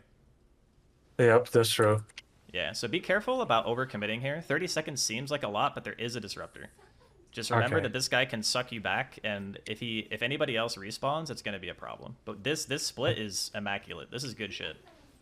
It's because you said be careful. Otherwise, I think if you hadn't said that, I would be right there inside the fence. So here's another way you can look at this situation as well, is how much realistically am I getting done if I hit the T3? Probably not that much, right? Less than 10% with the chance of death. Yeah, so it's like a risk versus reward. Theoretically, I get some damage on the T3 at the risk of my hero not being on the map for another like minute and a half, and that's a huge issue. I think a lot of cores specifically make this choice of like, hey, I'm super strong. All these heroes are dead. I'm going to walk down this lane and up this hill, and I'm going to hit this tower. And then they'll stay. Yep. And it doesn't even matter if it's 1 second too long, right? Because then you're just guaranteed to be dead. And then, you know, obviously death is bad. All right, so they're chasing top. We're just going to walk bottom here. We don't want to farm this area. We want to walk straight bot. We want to pressure where the wave is. We're trying to use the information as best we can to play opposite when there's not a quick way for us to get to the fight. Fortunately, our team seems to be really powerful, so that's a bonus for us. That means that... Maybe they go 2 for 2 or 2 for 3 in it looks like 2 for 2. Yeah. Let's get our Manta out too. Okay, there's one guy TPing. We're going to back up our hero. Illusion's in, that's great. They're all going to TP back. But you see like the flow, right? Your team fights, they get a trade, you force them back, you leave. This is the flow of every single core hero in the game. Oh, really? You see how the tides turn? Good job, Naga. No longer name calling. Yeah. I'm gonna keep my mute status. I didn't respond to the flame. I won't respond to this, but I see the feeling change. Yeah, but it happens, right? People die, they get frustrated, they don't want to die in the game. It doesn't make them feel nice, etc., etc. I don't take it too seriously because I know how it looks like to them. An incommunicative, quote unquote, unhelpful, selfish guy when all I want to do is make them happy. Yeah, that's how it is. The carry life can be a very lonely road, Grubby. I'm just going to tell you that right now. I'm used to it. Your 5 players are going to grief you. You're going to get flamed for games that are really not your fault. Like, it's just going to happen. Not a lot of vision here. We do have the one ward on the Spire. I would say that we're probably still pretty safe to hang around here. Can also prep with illusions in front of me. Yep. Alright, so they're committing to mid. We can just send our Illus on racks. When you get to this point, getting the racks damage is really, really good. Because they're going to have to address it, right? So we would be looking mid and seeing what's happening with orange, like that Centaur's committing, right? We just want to keep an eye and keep our Illus on the racks and decide if we want to go in. We can also just simply... We got 1 TP back to base, so that's Monkey, right? And then the sniper is there too. That means if Centaur kept going mid, you would know for certain that you would have the numbers advantage, right? Because it's 1 for 1 dead and 2 at base. So if that Centaur kept going, you would walk in there. Makes sense. I must say that it's mostly your eyewitness statement that makes me realize that. I don't actually have that minimap awareness yet, per se. Hopefully, if I do this another 5 times, I will. Yeah, no, you'll absolutely get there. I mean, you played RTSs competitively. Your map awareness will get there. I trust you on that. How important is it that I am constantly emptying their jungle from tidbits? It's a double-edged sword for them. You're getting a ton of GPM. You're also removing one of the safer areas in the map for them to farm. Because you have to look at it from their POV, right? The Legion is super scary. This guy is like dueling people, getting solo kills. He has Shadow Blade. The mental pressure that these types of items have on the enemy team is hard to account for when you're actually playing. But when you have 3 cores and not a lot of resources to split between the 3 of them, what happens is that it's like a war of attrition, right? They can't really sit top. Like, look, your Legion's up there. Nobody feels like they can play because your other heroes aren't showing on the map, right? So they can't approach that wave, and they can't be where you are because you're too strong. So basically, from their side, they are just getting starved. You know, they're getting starved out, yes. and they're gonna eventually just get further and further behind. You know, Roshan's gonna respawn again. You guys can go kill it. Like, oh my this god! guy, yeah, this guy walks top and he just dies to the Legion. Like, this position is great for you guys because you basically have free reign. So the Roshan timer, I'll be totally honest with you, Grubby, I did not pay attention to when it died. It's so yeah. That's my bad. But if it's up, it's definitely on the table.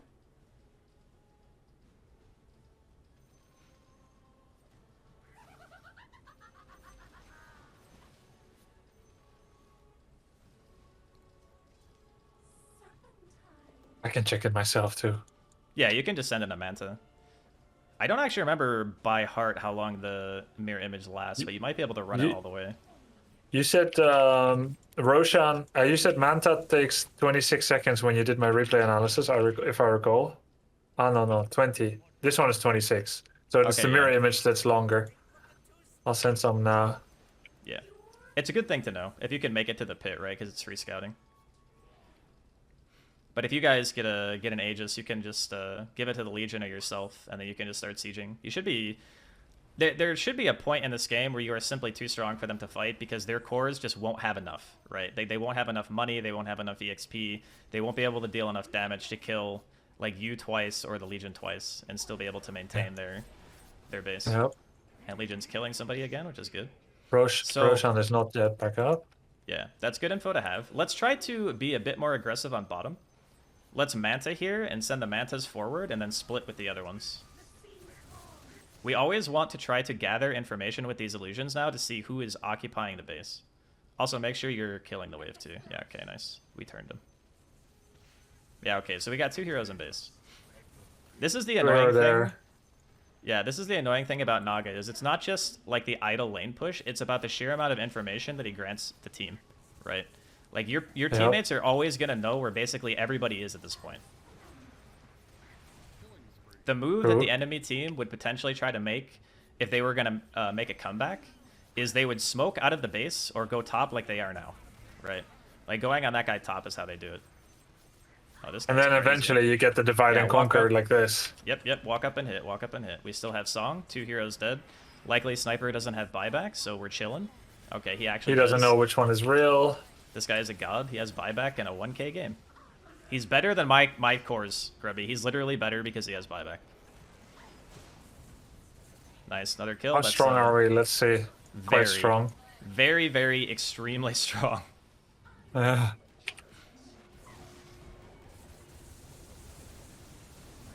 We don't have the Song here, just hit him.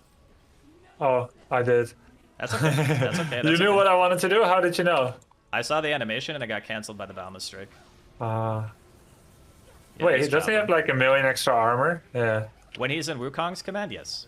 I think it's like 18 And or something. he still died. Yeah. Ooh, Nice, block the Manta. chaos bolt. We can kill the Disruptor here.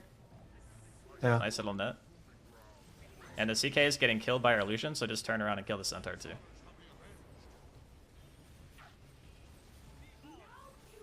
Nice. Very, very nice. Nice. Super well played, man. Tier 4? Oh. Buybacks. I'm Alright, just yeah, gonna go. Let's take a moment. Just chill a little. Try to play by your team. Like, walk down, be where your teammates are. Because the thing that can happen here is the weaker heroes get picked off because you're not with them, right? So when we're backing, when we're backing, if we're super strong, we just want to be near the weaker guys so they are not the ones who get picked off. Like if we're in no danger of dying. So we don't want to linger here. Yeah. We should just say back and we should just get out together.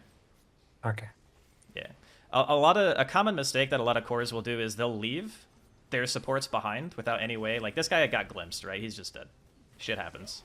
But the idea is that they leave first, and since they can't kill you, you leave last, and then everyone gets out, right? So I can't just say leave and say back. I need to say back, linger until every baby is gone. If you can get out and do that, yes. If you are in any danger, you throw those guys to the wolves, right? We do prioritize our own life, but in this situation, because we are basically unkillable to what they currently had, the only bad outcome is if the supports die on the retreat, right? Makes sense. Yeah, this is something that's hard to gauge in the moment, but I'm simply communicating it because it's good to think about. Because Naga is very different from a lot of safe laners to where she could potentially save her team and get out at the same time. A lot of cores, you're just going to have to run and be like, sorry, you know, zombie apocalypse time, I just got to run. You know, that's going to happen with other heroes. But with Naga you just run faster than your friends. You don't need to run fast. Yeah. We should get our shard too. We just have a ton of money right now. Yeah.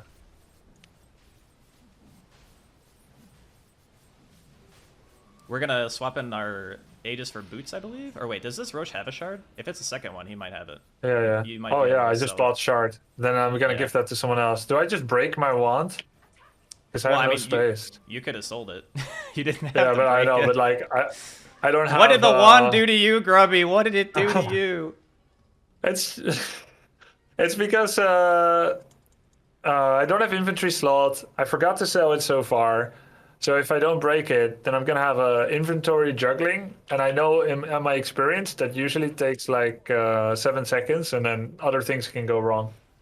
See, that's my problem, is I'm sentimental to my branches and wands. I never get rid of them. They've been with me through thick and thin. I need them there for moral support. Yeah. This is very risky, right? How I'm walking. Yes, this is a very dangerous area right now. That's good, though, that you know that. Like, just instinctively.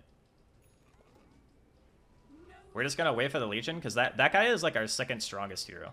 So, in most games, it's normally that one, maybe two guys who are cores are going to be your playmakers. The guys who are giga strong, don't need a ton of farm. You know, they're going to be doing stuff.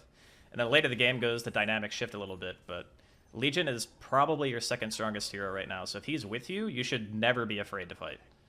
Oh, yeah. See, Legion has no shard, so I'm going to go ahead and give him the shard. What does he get from it? Ah, not bad. Yeah, Legion shard is actually okay. And they have a Phantasm as well, so it's illusion clear on top.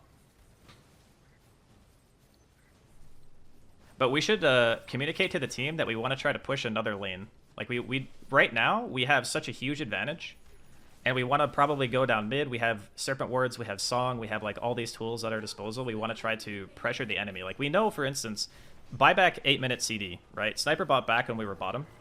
It's probably not even up yet, or maybe it's 7. Maybe I'm misquoting it. It's 7 or 8. Maybe I'm wrong. I might be wrong. But yeah, like they should not be making an aggressive play like this. This guy is out of his gourd. He's insane.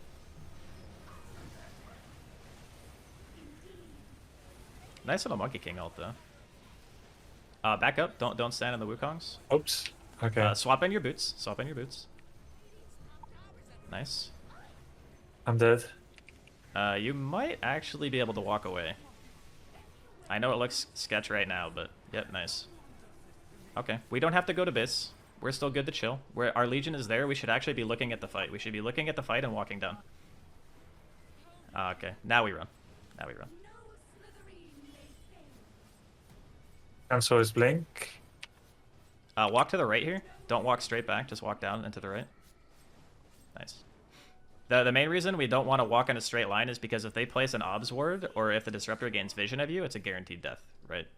Because you're going to get glimpsed. Yeah. And whenever you're running away against that hero, you want to try to break LOS as quickly as humanly possible. So always be looking for like tree lines and stuff. What do you think about ditching boots and getting travel, or do I get a more high quality item? I think at this point we're looking at things like Bloodthorn, maybe Abyssal Blade. We want an item that's going to allow us to man fight like the Monkey King and the CK when they go in, right? And we want, I think, either one is honestly fine. Bloodthorn I'll is do nice if Abyssal. you... Yeah, I think Bloodthorn would be better if you need damage, but I think your damage is fine. You can kill this guy. The rest of his team is mid. Just auto him, he should die. Where did he go? You killed him Is already, he- sir. He's dead. You killed him. He Go can bottom, never go hurt bottom, go us bottom. anymore. Don't jungle, go bottom. Walk bottom right now. Go down bottom and then through their base. Okay. And then hit mid. They have Oh, two because people this dead is right now. the wave that enables It will backdoor? disable backdoor, yeah. Okay, let's chill for a second, because the Centaur is walking back. Pop these illusions, back up with your hero. I should And fake then- back up. Yeah, fake back, and then just use your illusions to hit the range racks mid. The Okay, range they're all- fax is lower. Well, but the they're all range here. racks is easier to kill and it doesn't regen. It doesn't regen. Yeah. Cool.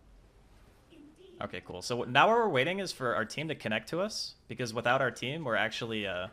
it's getting to the point where the game's lasted a long time. So even though we're very farmed, we have to respect the fact that despite being down on income, the other cores are going to start to deal enough damage to us to threaten kills, right? So we're just going Right. to have to try to make moments like we've been doing earlier by splitting them. It's going to be harder, though, because the closer the enemy team is to their base, the less distance they have to travel. So the less distance means it's more likely that there's going to be multiple heroes. So we always need to be prepared to either fight with the team or help them get out. Because feeding on the hill at this point is pretty dangerous. Yep. Is it okay to replace my threads? Yeah. I mean, okay, so here's what you do. You put the treads in your inventory, hit mirror image, and then swap the abyssal in. Because you want your Illus to have the movement speed. Keep the Manta in too. Yeah. The movement speed of the illusions allows them to get across the map faster, so if you don't have those, when they spawn, they will be slow, and you don't want it to be slow. So now you would just swap into abyssal. Over threads? Over threads. Yeah, over treads. He just blinked. Oh no, overwhelming blink. Oh, Yeah, I think they're looking for some kind of opportunity, but it's still quite hard for them. we can push top. We can send our Illus mid also. We don't always have to send them to the fight right now. I'm just gonna do this to begin with. Our Legion is looking for a duel. We want to cancel our song. Alright, let's get out of the Wukongs. Nice, good movement. We can tank it a little bit, I guess. We want to run now if we can. No, actually, we're fine. We're fine. Just hit. Took a lot less damage than I thought you would take, actually. Let's That's go up the hill annoying. here, to the right and up. We might Oh, I'm die. dead. You can maybe hit here? No. Wow. Okay, so they bought back on Disruptor there. That's what happened. Oh, yeah. I will advise that aggro songing is almost universally bad. Because I remember a really good instance. I remember so many great team fights I've 6v4'd for the enemy team. I Naga Yeah. Siren, then they get the Shadow Fiend ult on all of us. yeah. So there are certain heroes that you can do that with. Like let's say Disruptor, for example, or Enigma, because they're persistent ground effects. So when you cancel them, the enemy team doesn't have time to react, right? But your team specifically doesn't have anything that is good to combo out of your ult. So we want to always try to save it to... We can split the fight even if we really want to. Like we could play another lane, song the heroes that come to us when the Legion goes in on somebody else, right? Like we can create opportunities for our teammates like we were doing earlier. But when you aggro song, you are committing fully to the fight and leaving yourself no way to get out. And since we don't have any great tools to put on top of the song, it doesn't really feel like a great option, right? So let's Yeah. try in the future to always save it as a method of getting away. If you have these heroes like Enigma or Disruptor and they understand the synergy, then it can be great. But yeah, our Makes overstay, sense. our overstay a little bit into Roshan is probably going to be up by the time you respawn, even though it's not up now because the scan, they would be in there if it was, I believe. So we want to Yeah, try I to did play that scan. part of the map. Yeah. We're just gonna play top. We're gonna try to get mid and top lane out as far as we can because that's the area Yep. where Roshan is gonna be controlled the best from. and make sure we're always putting our treads in before we make our illus. I would also say, like, just as a smaller thing, like, I didn't really bring it up when you bought it because I thought that, you know, maybe the game wouldn't get to this point, but typically AC is not a great Naga item because you already have such a tremendous amount of armor in the first place. I can just replace it. Yeah, you're really rich, so you could eventually just buy something else if you want to. I really like Swift Blink personally because it's good at punishing people who are out of position in the late game, and since you already have an Abyssal, you can use that to just like kill the Disruptor, for example. Like if you see him and you blink Abyssal him and pop your illusions, he'll just explode, right? If he doesn't have like an Aeon or he doesn't have a Ghost or a Force or anything like that, he'll just die. I just sold it. Yeah, let's buy the recipe and check our buyback gold because we spent too much. Go back and sell the thing. We need the buyback. Go back and do what? I was gonna say sell your Eagle Song because you won't have buyback money right now. Oh, I'm taking the risk. I'll just stay back. Okay. But yeah, I guess that's too suicidal, huh? Yeah, the reason we buy the recipe is because when you die, you lose what they call unreliable gold. I don't know if anyone's explained this concept to you yet, but unreliable gold is basically all the gold you get from hitting creeps, and you lose a percentage of it when you die. So we spend the money on the recipe because it uses unreliable gold first when you purchase an Recipe item. does and others don't? No, well, the recipe is an incremental cost in which you would still have buyback, but you would spend all of your unreliable gold. So if you did die, you wouldn't lose money. You're just saying that because it has it was just about that much? Yes, it was just about the average cost. Oh, it's not recipe in particular. Yeah, it's just the cost amount would benefit you because you would be able to maintain the gold when you died, and you would still have buyback. All right, your Legion's in. We want to go here. Let's get the Disruptor. Nice. Good shit, man. Well played. So you were just saying that just happens to be enough to spend my unreliable gold. Yes. But you don't want to go overboard. Right, you still want to maintain buyback, but there's no reason to risk losing money if you don't have to, right? I hear I should use a song to delay the core moment for max PM, right? Yeah. Dude, that was like perfectly timed. Holy moly. That's really nice timing. I'm impressed too. This is a very, very nicely played game, though. You should feel good about Very this one nice, for sure. very nice feedback. Yeah, I mean, I think it's kind of OP that the Warcraft 3 Pro uses Naga. Maybe that's like not okay. You're kind of like bullying in this game, honestly. Well, so far it has been tempered with my lack of game knowledge and my... I would like overdose on empathy at the wrong time. Like, if I was reading what they were saying, I would have more self-doubt. But at the very same time as you were saying, this is what makes Naga so good. This is how Naga should be playing. This is how Naga should be backdooring. You're creating space for the team. You're doing the best thing what any position one should be doing. This is the playstyle of Naga. Another hero might play it differently. At that very same moment, they were like, he's an idiot. He's playing Tetris. I was like, well, I think I probably believe you more because this is working. Yeah, the whole thing about Naga is that as you get higher MMR, you'll start to see people making different choices, right? And they will attempt to stop you, and sometimes they'll succeed and sometimes they'll fail. But in this game, because they didn't understand how to deal with what you were doing, what they don't understand, they just deem as stupid, right? Like, that's just kind of how it works. And you'll have to accept that specifically this hero, because she's really the only one who can play quite this aggro. Like, Terrorblade can do similar stuff, but Terrorblade is harder to execute because you can't get out of jail for free with your song. Yeah.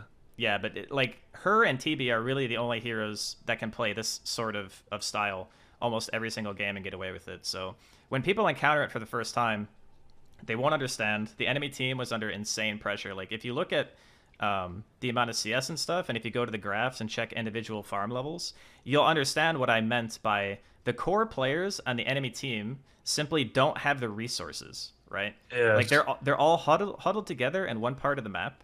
And they're contesting each other, trying to get all their core items because they have CK, Sniper, and a Monkey. And once you have more experience, you'll be way better at understanding when you're at your strongest, and you can push your limits more and more each time, right? But this was a very, very nice game. Great job. One time I was facing a Sniper, under their tower, and I ended up dying while I TP'd out with Siren because I stood in shrapnel. I tried to implement, but like like a 4-year-old that's been taught something that's beyond his current wisdom. You were like, um, outside of disruptor centaur combo, want you to play a little bit more aggressive and daring when you face others to man fight them and whatever. I applied it to sniper, but I think I took tower shots during it. Yes, yes. You were, to be honest, it was as aggro as you could have theoretically been because you took the most amount of possible damage. So it is a learning experience for sure to understand your limitations, but the idea is correct, right? It's like the opposite of what happened before, and like in the other game where you skilled net and you got 3 kills. Like the idea was incorrect, but the outcome was still good, right? This was the opposite. The idea was Yeah. good, but the outcome was bad because the execution just simply wasn't there. Like you can tell Yeah, yeah, yeah. someone a build order in a game, and then they'll fail it like 1,000 times before they get it. And then it will actually do what it's supposed to do. And oftentimes that build order might even lose to stuff that it's not supposed to lose to because Yeah. they can't do it right, you know? But you did excellent this game, like honestly. Well, the decision making is a lot better now, of course. Even itemization, like you, remember, I forgot Skadi. I was skipping right to the next. I forgot Manta. I was skipping to the next. I, I mean, I should change the guide a bit because, as you said, with Naga, it really is okay to constantly follow the same pattern, and as long as you get the other parts right, that's probably going to be better than it's probably going to be better than like constantly trying real hard to um, like counter the opponent's itemization because I'm not there yet. I'm not there that one time I'm against Bristle and I know that it's okay to first go with Silver Edge. Another time I'm against Skyroth, therefore I should rush Blink and Diffusal or whatever. Like I know those when I'm out of the game, but not while I'm in the game still focusing on core concepts. So what I'll say is this. I wouldn't worry too much if we're gonna main heroes like Naga and Alchemist. I would not be too concerned with countering what my opponent's doing. I would Right. focus on what our own goals are for the hero. So let's put something Yes. really simple. What's our 25-minute timing? What do we want in our inventory by 25 minutes? We want Manta Scotty and either Butterfly or whatever item makes sense, right? So that's the point where the deviation starts to come in. After Manta Scotty, you can start going, okay, do they have a lot of physical damage? Do I need Butterfly? Or is it more magic and do I need more survivability, right? That's when you can ask the first question. But as far what- as... Go ahead.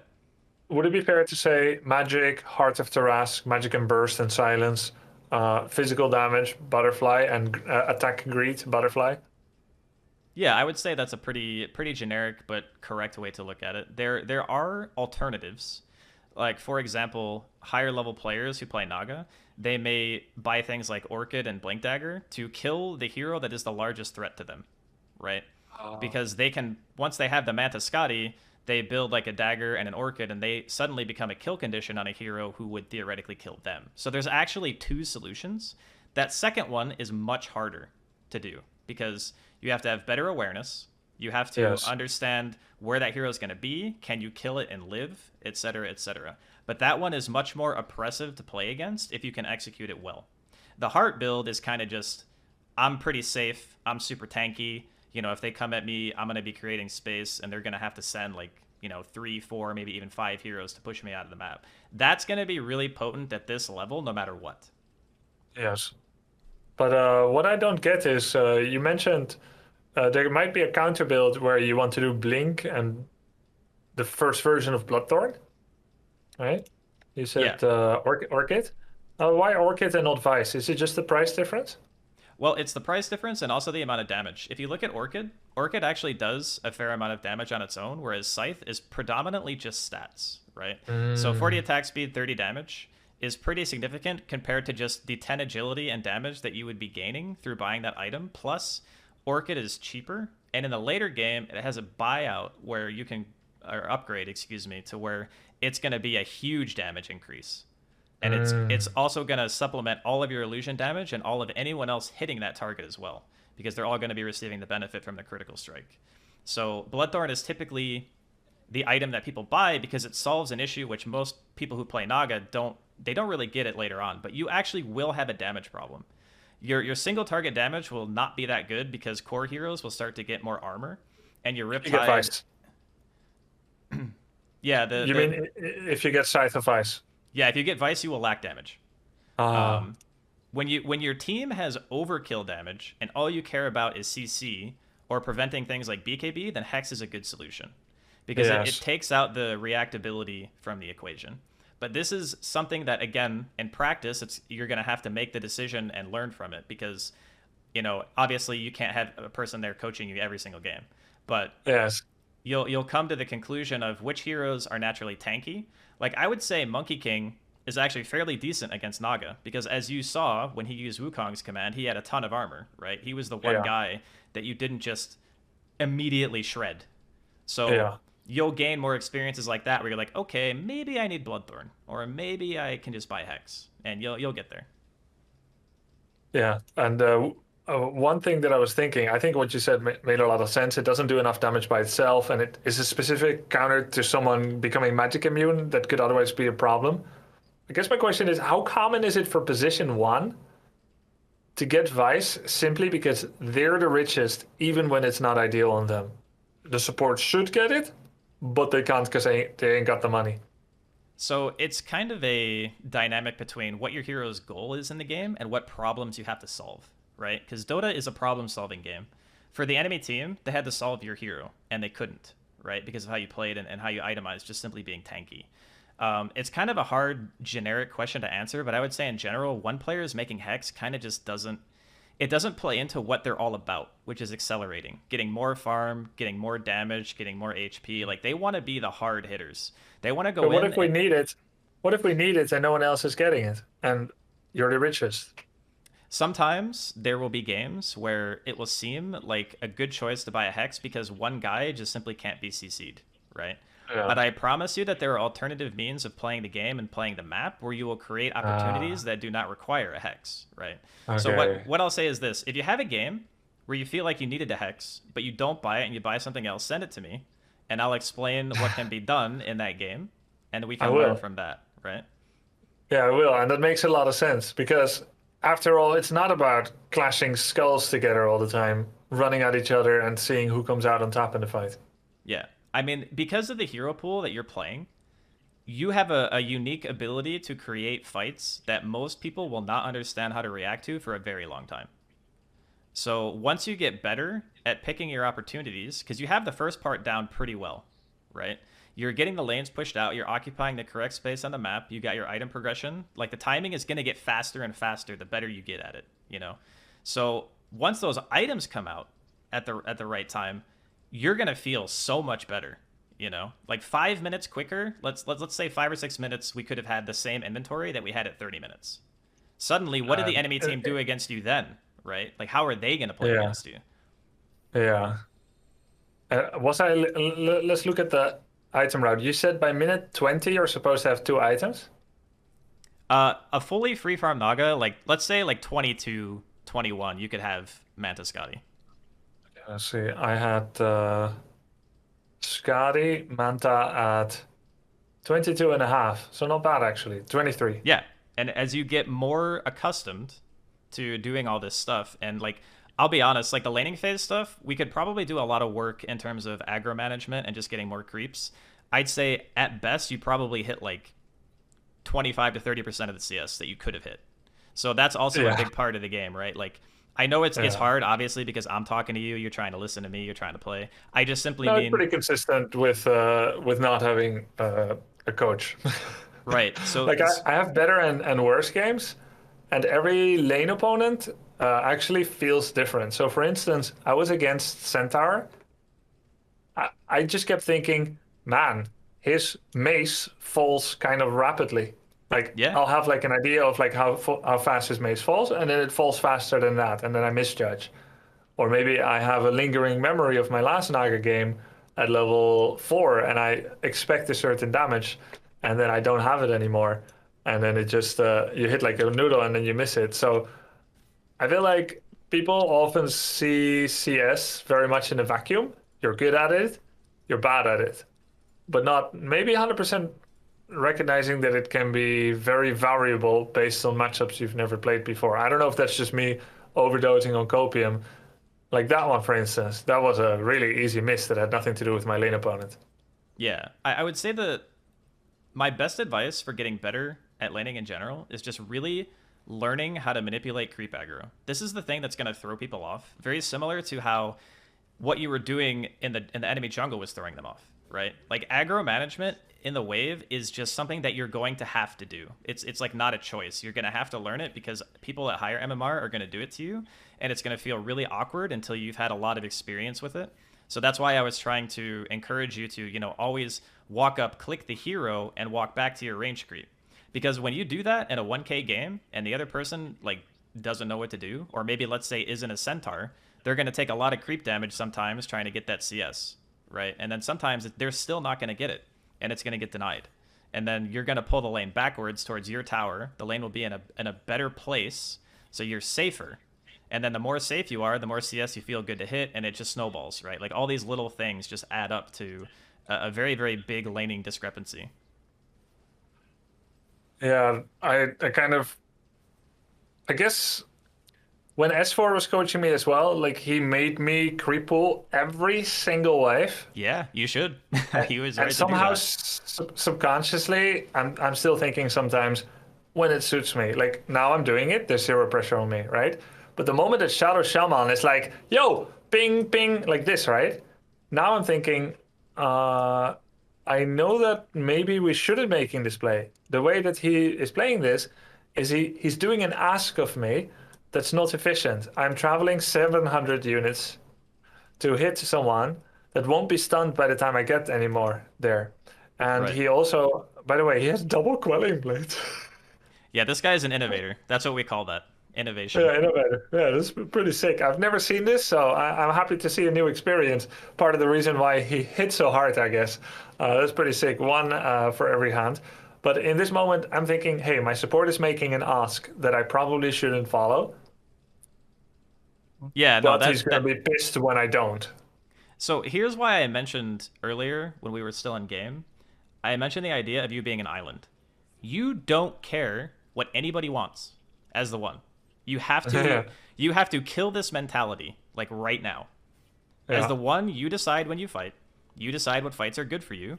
You decide when you have the items that you need to feel comfortable going to engages. The one is literally no cares anything until I'm being forced to. Like they're hitting my racks or something like that. That's why Yeah. there's jokes about players like Arteezy farming until the game ends, right? But the truth is, what happens a lot of the time is if you try to make all these little plays, like going in, sending your illusions on the centaur and stuff, you're feeding them gold. You're taking away your own potential CS. You're not being efficient with the time. And you could just have the wave in a really perfect spot, just happily hitting creeps, where, your shaman is going to do this stuff. And he's going to have his own perception of how the lane should be played. What that guy thinks should have no bearing on your own decision making. And if you get out of that habit, you're going to be a lot happier. I promise. Because these people are going to ping sometimes, and you're going to look at the fight or look at the lane and be like, ugh, I don't want to do that. So don't. Just don't do it. Like this is Try to earn their love and support retroactively with your results 30 minutes down the line. Like this game, I'm actually surprised the previous game that they eventually turned to a quiet appreciation for the stoic, griefing, Tetris playing, idiot-brained solo position one player. They were like, actually, nice job, Siren. Yeah, it's the Dota player mentality. What have you done for me lately? Like that's how they think. The first experience that happens, if it's a negative one, they're gonna hate your guts, and then you're gonna do something good, and they're gonna love you. That's just how Quick it is. question: Are you on board with Alchemist? Any hero you want to play, man. Any hero. Yeah. To continue your thought. Yeah, I'm just trying to instill the notion that when you play carry, it's about when you feel comfortable making the choice to fight. I can tell you without a doubt that up until like let's say 6 or 7k MMR, players are going to make poor choices on when they choose to fight as core rules. It's just gonna happen, right? But the amount of times that you do it should be a lot less the higher MMR you get. And when you're playing heroes like Alchemist and you're playing heroes like Naga, you have to remember, first and foremost, these heroes are about timing. They're about how quickly do I acquire my items. You know, it's like any sort of aggro opener in RTS. I'm 3 minutes late. My opener sucks. You know, like it's the same thing with heroes like Alk. Like they are money printers. That's what they want to do more than anything else. So anything that deviates from that sort of game plan is going to hurt you.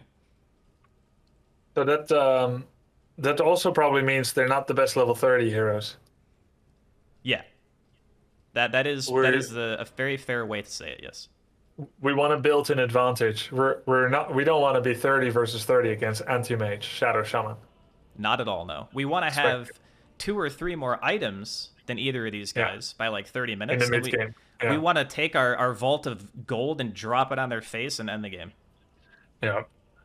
So they have a quite greedy lineup with Spectre and Anti-Mage, 2 positions that I normally classify as position 1. Right? Sorry, say that one more time. Anti-Mage and Spectre are 2 positions that I would normally classify as position 1. Yes. I think there are some off-lane AMs being played right now. I've seen some like Vanguard shred shenanigans, but I'm not entirely sure how good it is, and I certainly cannot speak to the Guardian meta because I see a lot of stuff here that I don't really understand. So I would say that it's easy to classify heroes into 2 categories, like the space consumers and the space makers, right? So they have 2 enormous space eaters, which are the Spectre and the AM, which means that it's going to be hard for them because they're going to have the 3 other heroes that want to try to play the game, the Shadow Shaman, the Lich, and the Lina. And they're going to have 2 guys that really don't do a whole lot to supplement those 3 heroes.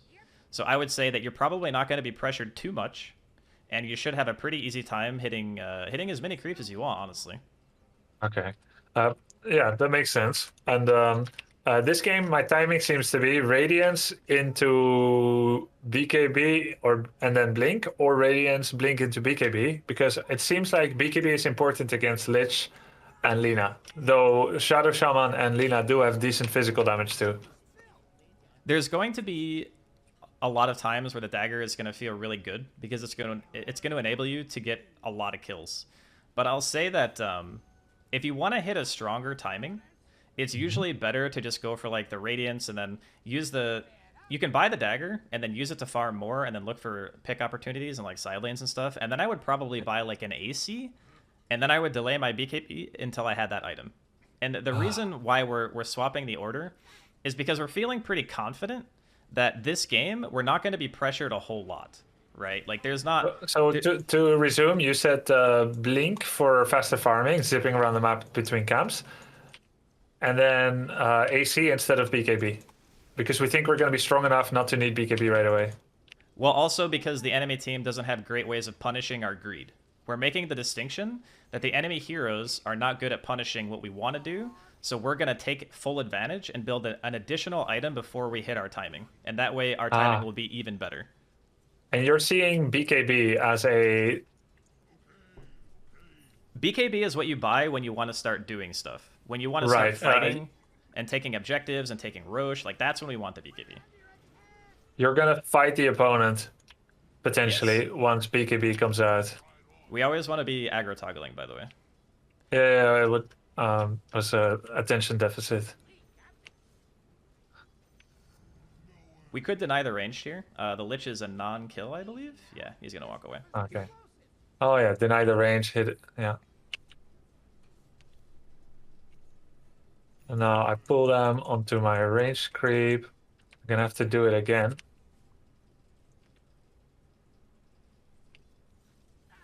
Yeah, so the habit that you want to be into is just right-clicking and then pulling onto the range and making sure that the range is the one being hit by the creeps, because that's going to mean that you're going to be able to pull the lane back. You notice oftentimes when you're playing the lane that the wave pushes out very quickly, and that's just because the lack of experience and being able to do this effectively. But the more you do it, the more you'll understand it and get a feel for it. And now I'm 2v1. Now I'm usually not sure what to do. Just heal, I guess, lol. Yeah, you can tango. Let's back up. Usually going for the last creep in the wave like that is kind of risky because we end up trading much more health than we get in return of value from hitting the creep. Right. This is especially true in lanes where they have like stuns and stuff.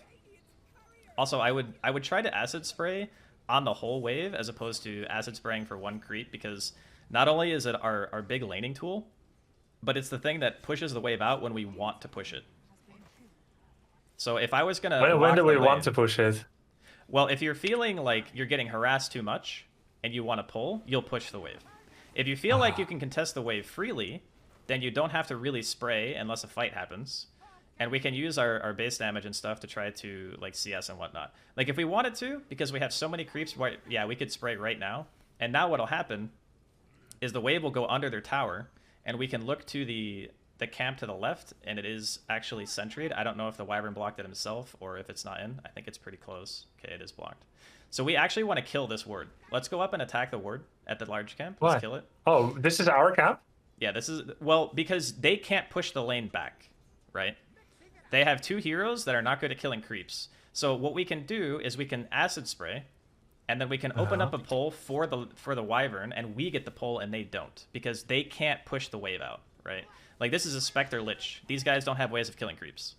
Okay. Should I go in for the range creep? No. Nope. Too close to tower. But they're losing some CS. Yeah, this guy. Oh, I'm dead. So it's fine. No, I think you're okay actually. He has E. He can save me. Yeah, send out some tangos on the current courier you have. You want tangos right now. Nice. Yep. So yeah, let's try to always acid spray the wave, and let's try not to use it to fight. Let's try to use it specifically to kill the creeps. Yep. So the idea here is that every time a wave connects, we want to spray it and shove it into them as hard as we can, so that way the Wyvern has space to pull. And that way, do you think he's gonna do it? Doesn't matter if he does. Just an option. Yeah, it is an option, and the other thing too is that if they do this, you can spray it and farm everything, right? Because what's the Spectre gonna do? Like he's tanking like this triple wave. He can't really walk over here. So either way, it benefits your hero, right? So look at how much gold you just got, and that was their pull. Because these heroes can't kill the creeps, right? You'll learn this dynamic the more you play, but oftentimes you'll be in a weak off lane. Yeah, it's very, very weak. So we want to try to punish it by getting as much as we can. Now I pull it just for proximity, right? And so they tank more if they want to harass me. Yep, exactly. Do I Bomba here or do I E for greed since they're so weak? I would E. I would never go for the stun in this lane, because we want to. I mean, to be honest, W could probably kill the Lich, but we don't have boots right now, so it doesn't feel particularly great to have the stun. All right, our Wyvern told. Let's back up a bit. We don't want to be standing too far here. Okay, this was a mistake, the acid bomb. Now they can deny everything. We didn't get punished. Yeah, he might deny the range. This is crazy. We don't want to go for this. Okay. Okay. Remember, if you're walking into multiple heroes on a full wave, let's just say never do that. Let's just say never do that one. Okay. I have done that many times yesterday. Yeah. Because ultimately what's going to happen is you're going to take a ton of damage, and you're going to lose out in the long run more creeps because you won't feel confident contesting the wave. But right now we're chilling, you know. We got the wave by the tower. It's still under it technically, so it's not the best for CSing, but yes. If I have insane experience, I will know that that I have to prep hit it once. Yep. Now this is a bit awkward. I like that spray though. Hits the wave and the hero. That's really nice. Efficient usage. Good stuff. He kept telling me that I have to definitely hit the wave with it, so at least now I got both. Yeah, no, that was good. Very nice adaptation. There is a TA in your lane? I am confused. Okay. I guess he's doing a mid lane rotation. Let's walk left here. Walk far left up the hill. We're going to stack the medium camp. We're going to hit it exactly. And pull it out.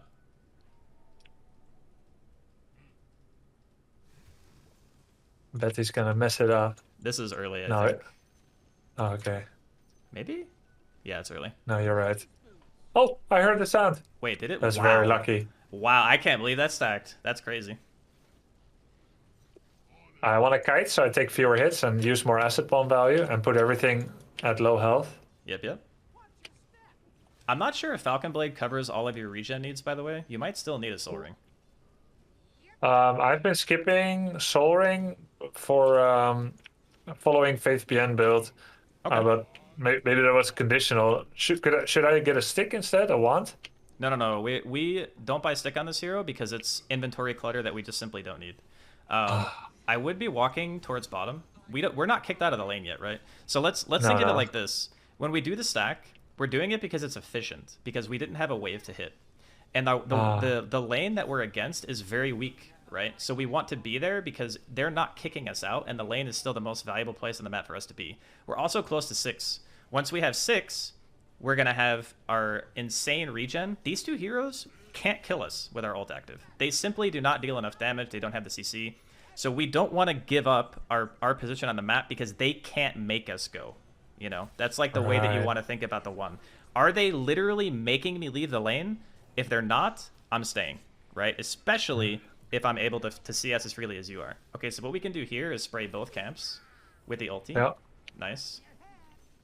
And then next spray we'll use on the wave. Let's buy like 2 or 3 clarities and send them out right now. Don't look at this wyvern. Whatever's happening to him, we don't care. Yep. That guy is none of our concern. But we do want to be a bit careful if they start beating on us. We got like 10 seconds left on ulti. Guess they get the rest. Yeah, remember, I think it's 55 or 6 for this camp. Yeah, I did 54, and that's why it was almost... Yeah.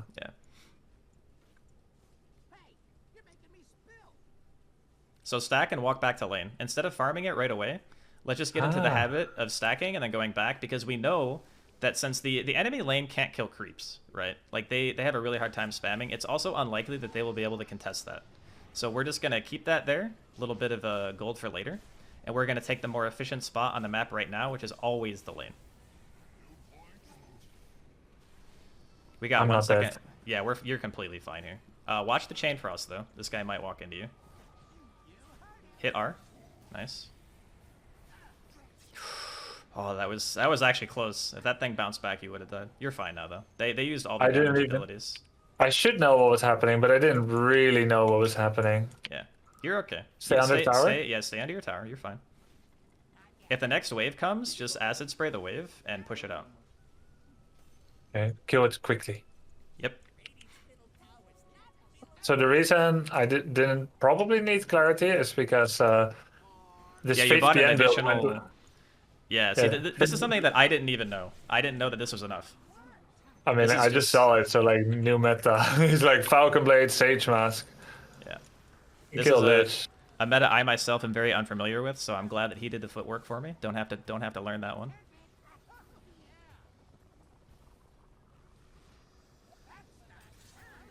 He's jumping away. Nice, good spray.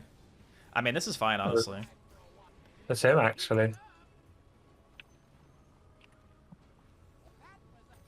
No, not going in, right?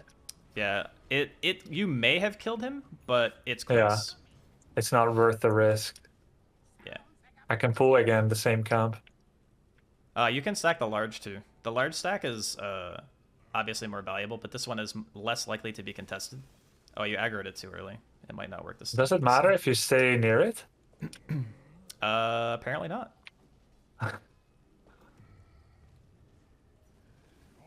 Alright, yeah, now is a good time to farm because our support's out of lane. So you got the basic idea, right? We only farm it when we can't occupy the other spot. Oh, your clarity got purged. Unlucky. Oh, interesting. Yeah, that's the annoying thing about the Satyr camps. They can remove your clarity. Hit all those creeps. Don't leave those. I wanted to give him an item. Back to lane, but I mean, I've committed by now, but I should have gone back to lane. Yeah, we probably should just walk with the wyvern back there. Because again, you saw them dump everything on you before and they didn't kill you, right? So that should be pretty telling as to what their lane is capable of. But this guy down here by himself is a problem. Spray first. Oh, nice. That works too. We did it a tiny bit early. All right, the acid bomb? The release of the stun, I think, was a tiny bit early. Ah, yes. All right, run away. Just, yeah, try to run as far as you can. Yeah, don't look back. Do not look back. Just run straight left.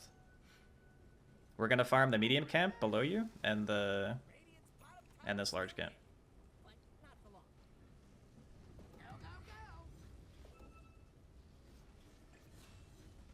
Guess I'll just acid bomb. Yeah, it's fine. You're not always going to get super efficient acid sprays in Radiant jungle because the camps are really Yeah. poorly positioned. If you want the super tech, Dire Alchemist is like 5 times better because there are still multiple camps that you can farm with spray. Radiant is Yeah. significantly worse for that reason. Yep. I want to be looking for stacks soon. Make sure you're just hitting alt Yeah. off CD, by the way. There's no reason to hold it. Oh. I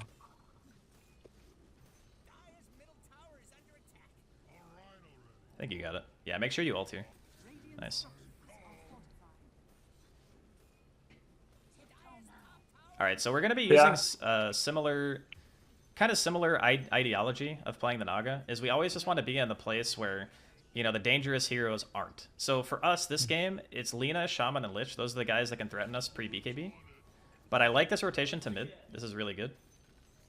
And we're always keeping an eye on the map for those heroes specifically because they offer very heavy burst damage and CC. Those are the things that kill us the most. We don't really care if the Spectre's in lane. We don't really care if the AM's in the lane. We can just, you know, acid spray the wave, push it like we were treating our bot lane, and those guys will not be able to deal with that amount of creep pressure. So you can kind of like bully them out if you want to.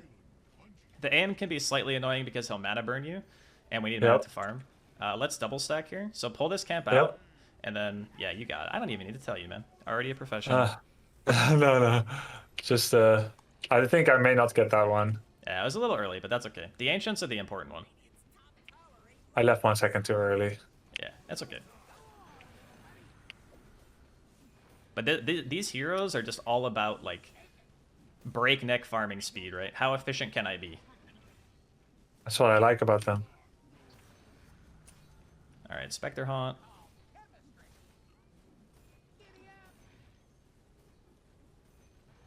I think after this I can buy a Sacred Relic. Yep, pretty close. Now, let's be a little bit careful about showing in a lane right now because our ulti is down and our health is going to be pretty low. So we don't want to open up any kill opportunities. Also, Okay. I think killing the dragon first is technically more efficient because the dragon gives armor to everything else. Oh, does it? Yeah, I think so. I think it still Interesting. has the toughness aura.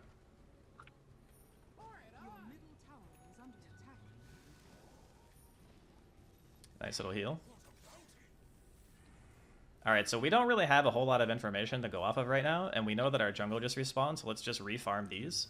And when we're doing this, we also want to be in the habit all the time of looking at side lanes and watching what's happening, right? Like, we don't really need to look at ourselves farming these, right? Like, it's kind of cool, but, like, we could look bottom and be like, hey, can I do something? Can I not? Most often... Before I died to creeps, but yeah, definitely you're right. Yeah, that's just the thing that we want to always be doing as a core. When you watch high tier 1 players, they're going to be staring at team fights. They're not even going to look at their hero. Everything is going to be like muscle memory, like how fast they're moving across the map, where they're going to be, where they're going. And they're going to be looking at fights to decide if it's worth attending or not attending.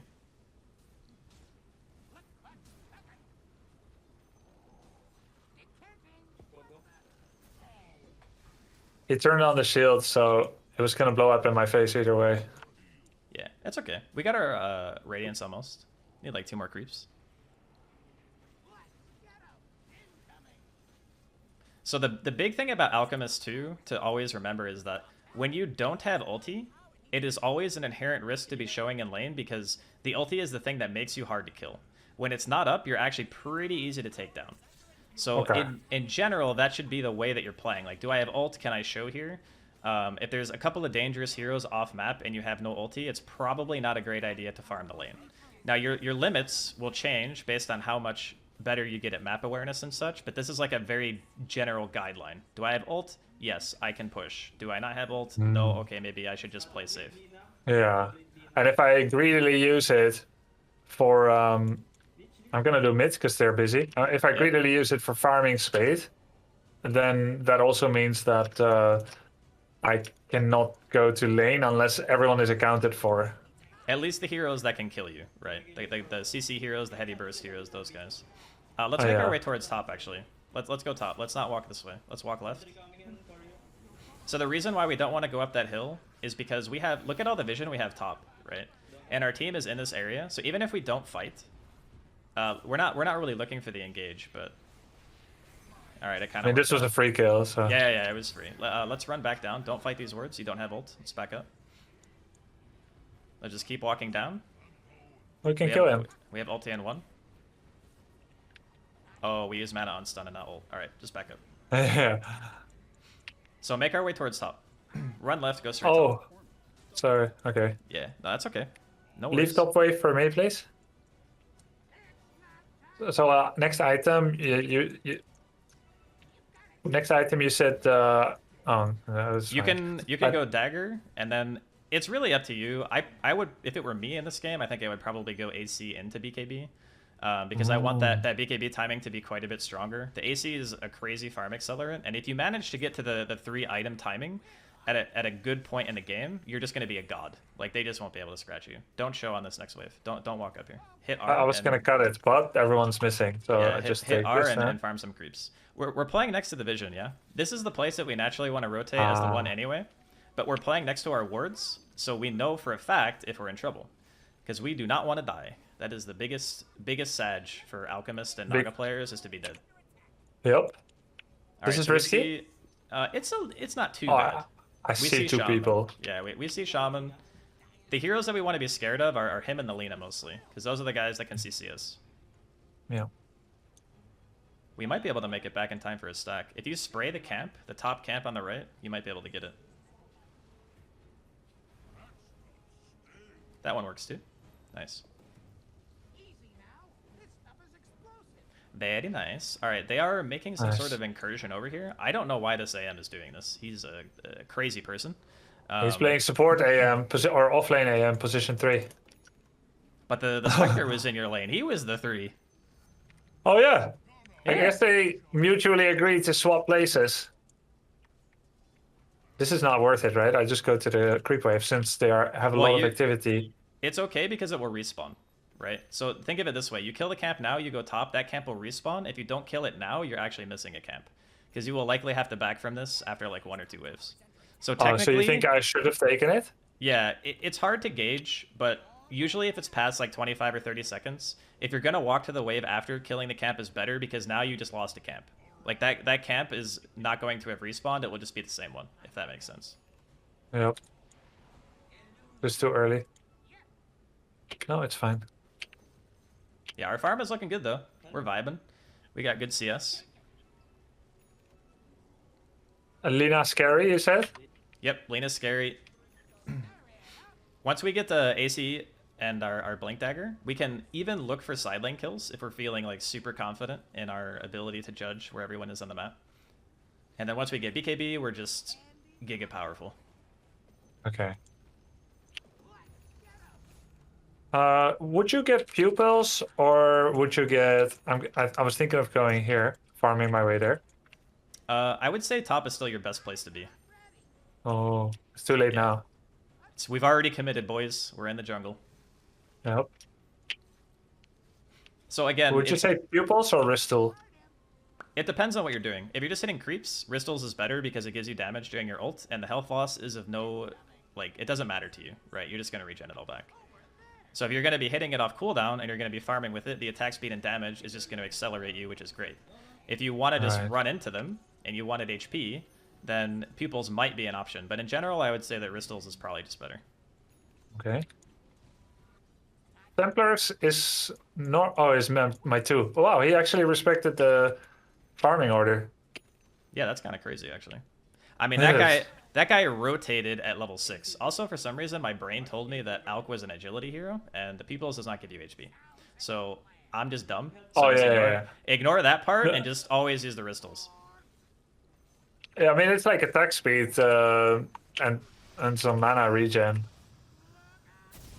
I mean, you have a lot of things on your mind too, like your life coaching. My brain was still thinking that you were playing Naga. Oh, that's not good. Let's try to hit ulti if we can. Just be spamming R here. Nice. We might be dead. Yeah, we're so, yeah, that was... So this is the main reason why... You wouldn't have done that. You wouldn't have suggested going here, and then I went here anyway. It's a good lesson.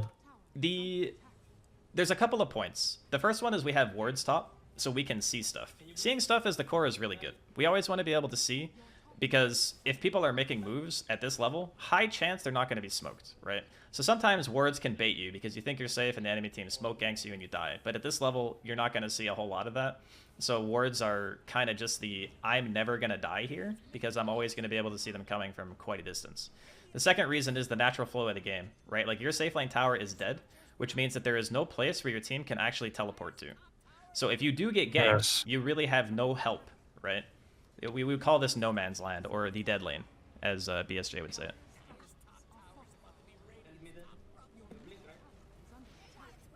Yes, and I saw Spectre, and then I just I should do midwave. I saw Spectre, and then I just went for her, thinking she's not that cool. I should help. We actually have quite a bit of info here. We can see heroes fighting top, and we saw one hero mid.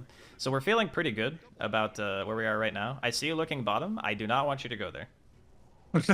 I want to go there. There's 1.5 creep waves. I know, but you're gonna get these creeps. You're gonna walk top. You're gonna get those waves, and you're gonna have a better impact on the map because you're assuming the correct position on the map, which is the hardest part I think for a lot of carry players to understand.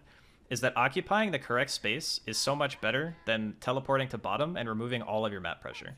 I talked, I think, a little bit conceptually about the Naga game in that video, and I was explaining some of this stuff, so you should have like some sort of understanding of what I mean. The TP economy, that you're stuck in a part of the map if you ever TP anywhere. Yeah, and it's a bad spot too, right? Because you'd have to walk right back where you are after you TP. So we would say that TP would actually cost you time. You can farm this. Your Mars is here too, and you have ulti. You can farm that camp. So right now we're still pretty powerful, right? Like this AM is half HP. The Mars is kind of low, but we have a Wyvern here. Like we're not too worried. We can walk left and go back to the wave as well. Yep.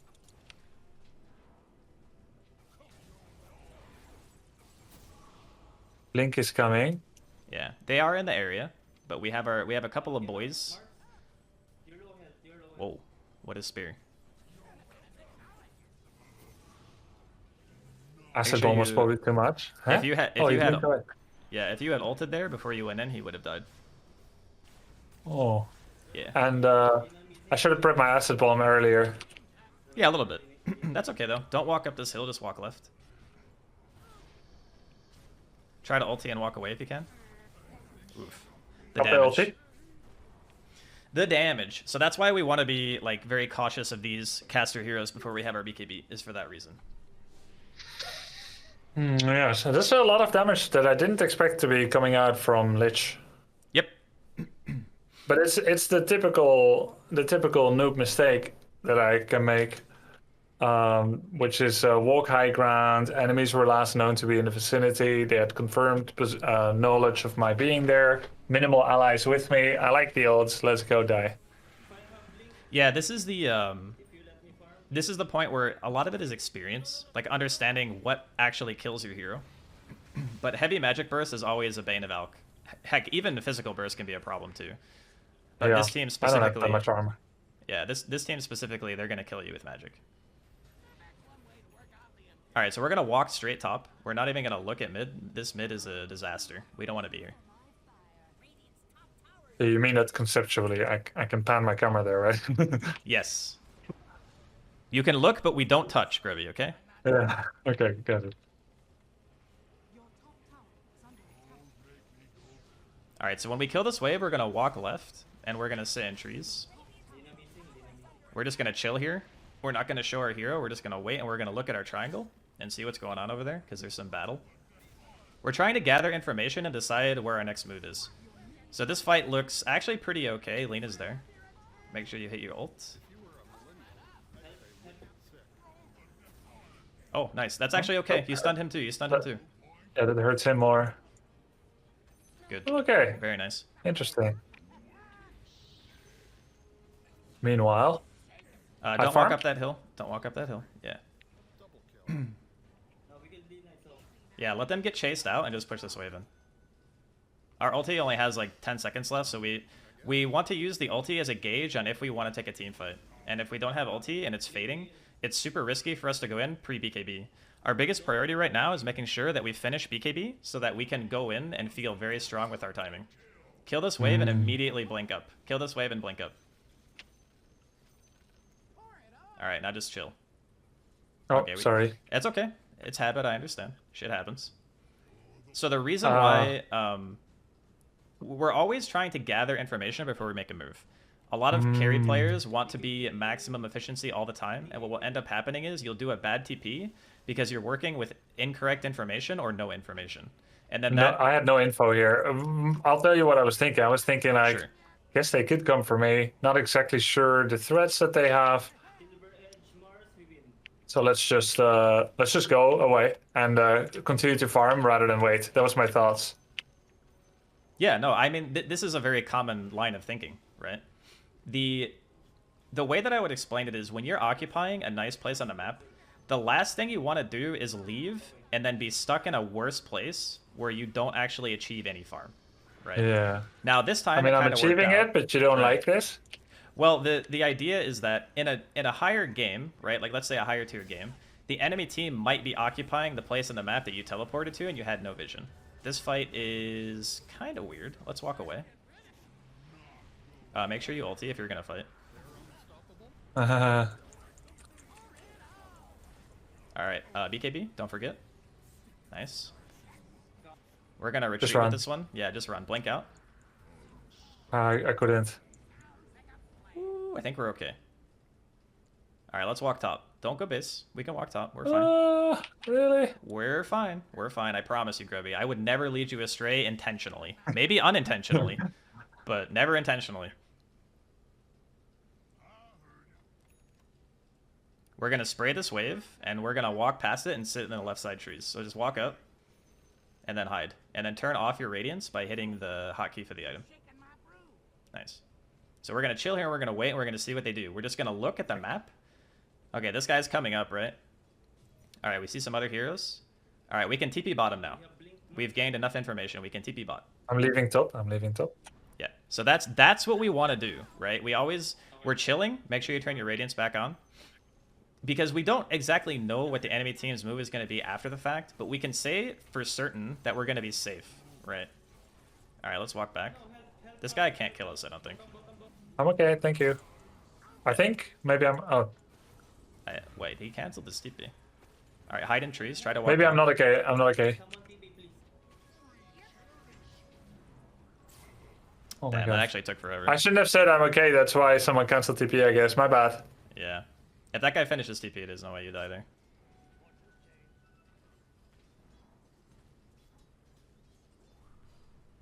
That's my bad. Who was the guy who TP'd, by the way? Do you know what hero it was? I wasn't actually paying attention. I'm gonna check TP cooldowns. It might be Templar Assassin. He has no TP anymore. I think it was Templar... Yeah, I'm pretty sure it was Templar Assassin. So that's my bad. I mean, to be honest, it's one of those situations where we see 3 heroes, and under normal circumstances, the AM going that deep is probably not advised, right? Like, how are all my allies level 14 to 16, and enemy has 3 level 20s? Kill advantage. They're 14 kills ahead right now. Yeah, kills give a lot of EXP. Is my deaths? I think the... Is it because of my deaths? No. I think the main thing that's happening this game is that they are just bringing more heroes to one area than you guys typically have, because you guys have a TA and an ALK, and the Spectre can actually still attend fights despite being halfway across the map because of things like Haunt. So Yeah. I think that this is one of those situations where even it's a weird hero, right? Offlane Spectre. Let's try to walk towards top, by the way.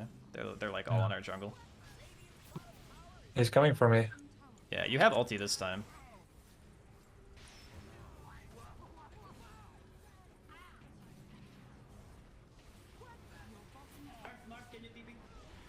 Let's just try to sprint away if we can. Oh, that guy's a I was stunned for a million years. Holy crap. Yeah. Very, very long stunt. Yeah, he's got Abyssal Blade.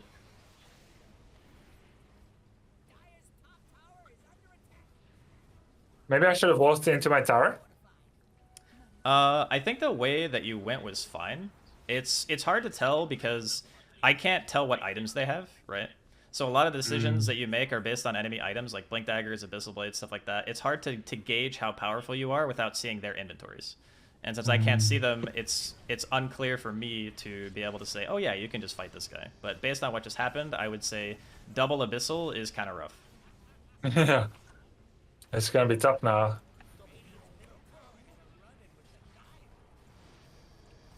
Oh, I think we're all dead. Yeah. What I would say about this game in general is that we were actually doing very good on farm for a while, and we just had, let's say, 1 or 2 deaths that were very, very avoidable.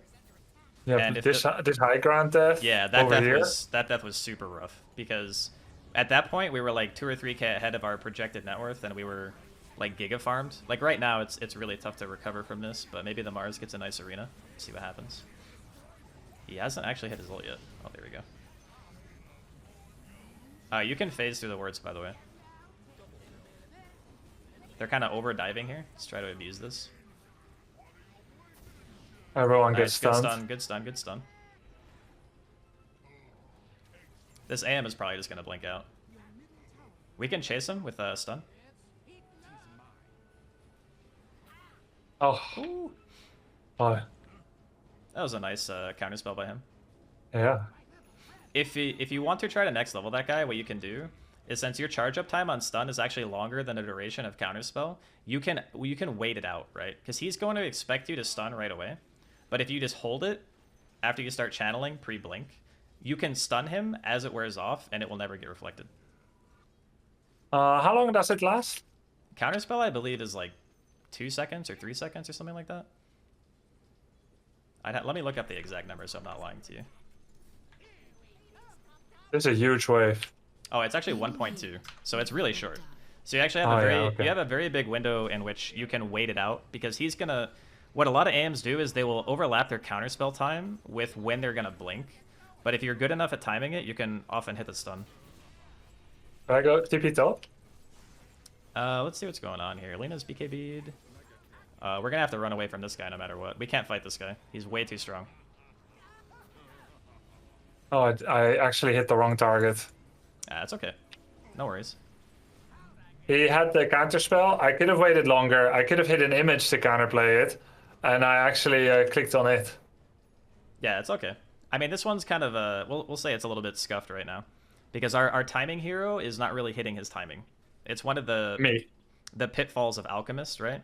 Like when you Yeah. do these sort of picks, we kind of want like another item or 2 in our inventory by this stage in the game, and then we're trying to be like giga chatting on everyone and just having a lot of farm and bullying people with our superior item progression.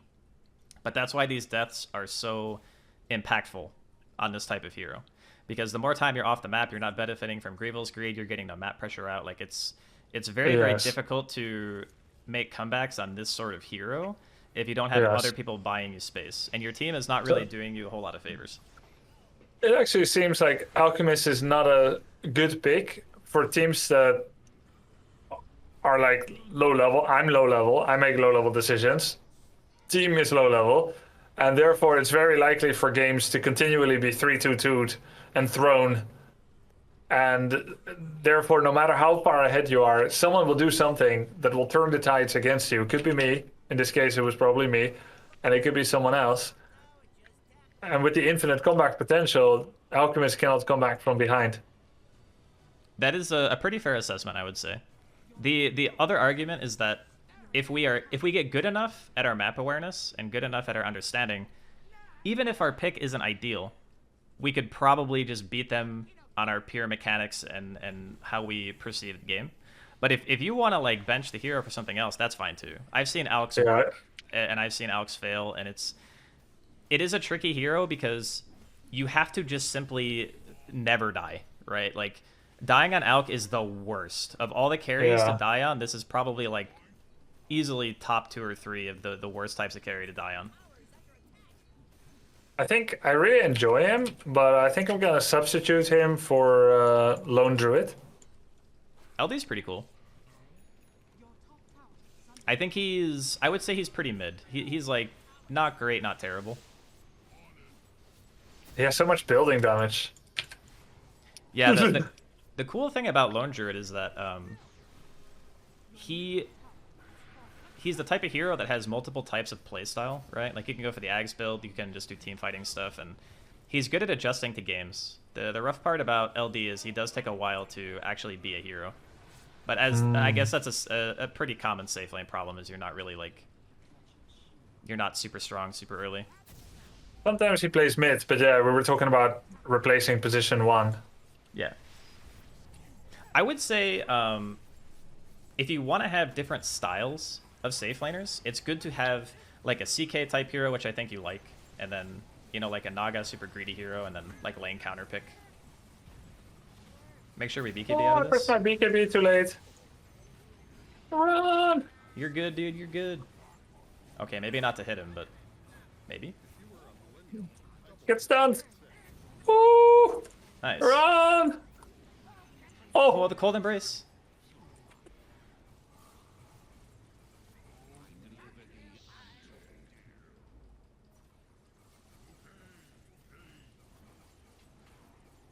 I get Basher now? Yeah, Basher and like Swift Blink and stuff, and then Abyssal is usually the item progression. Swift Blink before. Well, you can go Abyssal and then Swift Blink. The Mana Void. Well. You said Abyssal first is okay? Yeah, if you already have Dagger, Abyssal is like the guaranteed, you blink in, you stun him again in the acid spray, and you're just like hitting him the whole time, dealing big dam. Yeah. Yeah. Over, you said Swift Blink because we have so high attack damage, but we need the attack speed? Yep. Most safe laners are going to buy Swift Blink because of that reason, because you're looking to efficiently scale your damage output, which at this stage in the game is typically going to be attack speed and not attack damage. It's going to be things like crit, it's going to be mass speed, and all that other stuff. Oh, yeah. I would nitpick you for spending your money while you were dead and not having to buy, but to be honest, I think this game's quite over, so I'm not gonna be too... Yeah, well, it was wrong. Yeah. But if you know it, then that's fine, right? Like, you can just make adjustments for next time.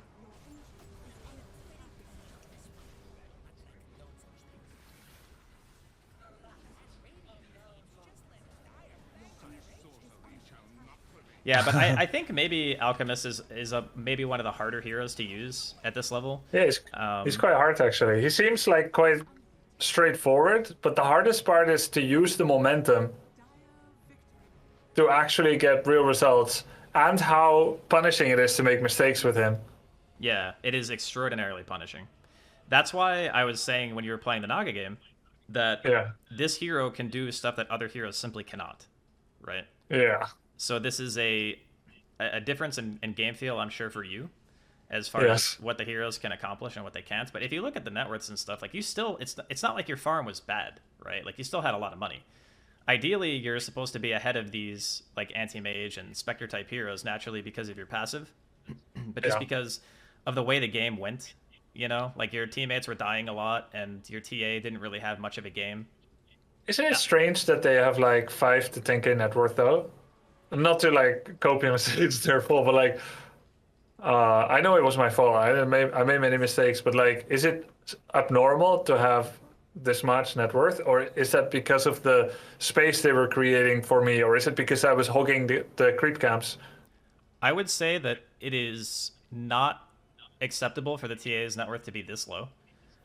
Even with you farming the way you did, and even with you occupying the spaces that you want, I would say that he would probably still have more farm in this if it was a higher level game. But what I will say is that Alch TA together are two very like hungry hippo type heroes, right? They both want a lot of room to work with. Like TA farms camps really fast, Alchemist farms camps really fast.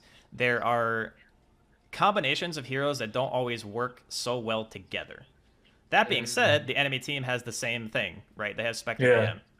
So a little bit less worrying about like draft and stuff like that, and just like focusing on our specific game plans is like the best way to approach it. If your only goal is improvement, that's how you have to be, because that's true, because I'm not gonna hang out with them, and we're not gonna like play together again, and they won't be a constant in the next game, so it doesn't even matter if I look at like low net worth. Only like what is the challenge of winning this game? Like, how could we have done that from ourselves? Yeah. So the thing to take away from this game personally would always be, okay, so my deaths, every death I have to look at is an atrocity, right? I have to be disgusted that I died on Alk, because that just cripples my game so much. I'm the same Yep. way, right? So we look at it and we're like, okay, how did I die here? What were the steps I could take to avoid these deaths? The thing that I see you do a lot that we really need to be super conscious of in the future is, let's not walk up hills blind. Let's just Yeah, not do okay. that. Always wait Yeah. for information. Always try to play. If you're not sure, hide. Like look to the left of the lane, like I was telling you to do, like halfway through that last match. Just sit in trees, wait for information, and then choose what you want to do. Because nothing is worse than making a quick choice that ends up backfiring and making you die or having to walk halfway across the map. That kind of stuff will also be really, really hard for you in the long run. And as you play more, you'll get more accustomed to not only doing that, but understanding how quick it's going to be for heroes to rotate on you. I'm sure right now it's very hard for you to gauge time-wise how long you have before you're able to back, or when you even need to back, if at all, right? Is that fair to say? Yeah, I would say so. Like you were analyzing my Naga Siren game in the VOD you recorded. I went from top left as Radiant to my triangle after TPing home or something, and you were like, they could have been here already because Weaver has W, which makes her very fast, and they had another one which was also very fast. Right. So I was in the wrong place. Like, yeah, I guess it's fair to say that in general, like, I'm not putting enough brain power into wondering, can there be someone here already? Uh, I have this pervasive, difficult thing where I'm pitting myself against 5 people with 10 eyes, and I'm used to the attention deficit of a one-on-one. It's the, in the sense that like you can have a distraction somewhere and they won't notice a second thing. Depends on their level too, of course. But I sometimes think like, oh, I can get away with this for a bit because they might not be here. They might be doing something else. But I don't have a framework of what they would be doing given certain game states. I'm not seeing the map from their point of view yet. And I'm sure if I saw the map from their point of view, I would look so stupid with like how I walk uphill or how I linger in a lane or whatever. Well, or that's how it how I always like is, right? Like TP and vision. Yeah. even pro games look kind of clowny sometimes when you watch it, but it's information that you have versus perceived information. So it's always like this, can I go one more wave? Do I have to back? Should I hide? But I will say that this is almost universally true. If you just wait for like 5 seconds in trees before you make a decision, most of the time that decision is going to be better and well informed. Now, obviously it's Dota, so there's exceptions. Sometimes there's going to be like a Monkey King in the game, and he's going to spot you because he's sitting in the trees, and you're going to feel sad. But Yeah. the general rule is like, try You're not playing to the odds. yeah, try not to give up your place on the map when you don't have to, and always try to think about what heroes pose the kill threat. Now, I know this one's going to be a bit difficult because you have a hard time telling. Like you even said, the Lich killing you was kind of a surprise. So that one's going to be strictly a learning process. But that's where we use the term, pushing our limits, right? Like what can we do? What can we not do? Because unfortunately, there's really only some things you can learn through experience in this game, and you're going to have to get a feel for like the heroes that you play, what is going to threaten them the most, and you're just going to have to learn that through repetition. Yeah, I think almost every one of them can kill me, actually. Well, at the later stages, yes. But normally what will happen is, let's say 2 to 3 heroes tops are going to be kind of suspect to play into, right, in a normal core game. If you're lucky and you're safe lane last pick, and it's a good game for your hero, there would ideally be like 1 or no heroes that can deal with you, like the Naga game. The Naga game, they had 1 or 2 heroes that were kind of tough for you, but they didn't play into you very well because they didn't understand how the flow of the game was going, so they didn't utilize their counter. This is also going to happen a lot. This is why the low MMR games, you're going to see weird drafts, you're going to see heroes and item builds that don't really make sense. And the higher MMR you get, the less of that stuff you'll see because it stops working. That's kind of how the MMR system weeds those players out, is they just don't climb. So yeah, I think overall, though, it was nice. I think the Naga game was fantastic. The Out game was a bit rough, but I wouldn't even say that game was predominantly your fault. It was more just like a couple of unfortunate deaths paired with everyone else was struggling. This is also going to happen too. You're just going to simply have games where the other 4 people are having a tough one. You know, they're just all having a hard game, and you're a carry, and you're like, well, shit, guys, I can't help you for like 10 or 15 minutes. You know? Yeah. Though to be fair, I didn't create as much space, didn't make as much confusion for the opponent, and the game plan isn't as clear for me, to be fair, with Alchemist, because it plays more with the team at certain timings than Naga Siren.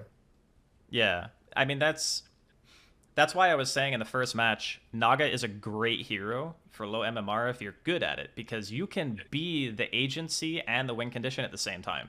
Now, when I say agency, I simply mean like you can play safe lane, have a great pick, and the other 4 people on your team can just be like, you know, 0 and 10, right? Yeah, and it will be fine, maybe. Yeah, and as Naga, maybe it's still salvageable. But some heroes, it's going to be too hard. And the reason Spectre felt good for me between 500 to 1,000, I haven't played her in a bit, is because I can forego my thinking about when I should be near a team for a potential hell breaking out, because I can just join anytime I want to.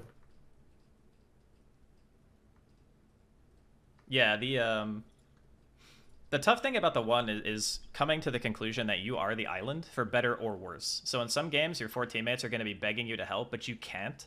And you have to like try to convince them, hey, you guys can't take these fights, you know?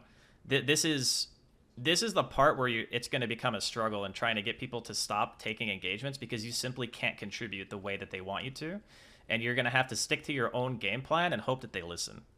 And the better you get at creating space, and the better that you get at pushing out lanes and your map awareness, you will climb so fast. Like, I'm telling you right now, if you just played Naga for like 20 games and you did what you did in that game with me, you'd win at least 75% of your games. Let's do it, guys. Like if you can replicate that gameplay, you're gonna crush it every game. Well, we'll do our best. Nice. Unfortunately, I don't have time for a third. Where are you from, by the way? I'm from the U.S., Nevada. Oh, okay, cool. Yeah. Hey, I'm giving you a shout out, guys. He's streaming as well. How often do you stream? Which days? All of them. All of the days. Okay. His URL is in the link in the chat. Definitely go ahead and give him a follow. You are a fantastic coach. I love your vibe. My wife and I were watching your streams a bit yesterday. We both like your vibe a lot. So I'm super happy you could come on and do some live coaching. I learned a lot. I think some of my non-initial Dota 2 followers must have learned a lot as well. Maybe even some of the new Dota followers as well. So I think we all enjoyed it. I didn't read chat as much because I was listening to you, but I can't help but feel like they must have loved it as much as I did. Well, I'm glad you enjoyed it, man. Thanks for having me on. That's anytime you have a replay or something you won't watch, just hit me up and I'll do what I can help. What I can to help. Sounds great. Have a great night, man. Yeah, you too. Good luck. See you, Draskyl.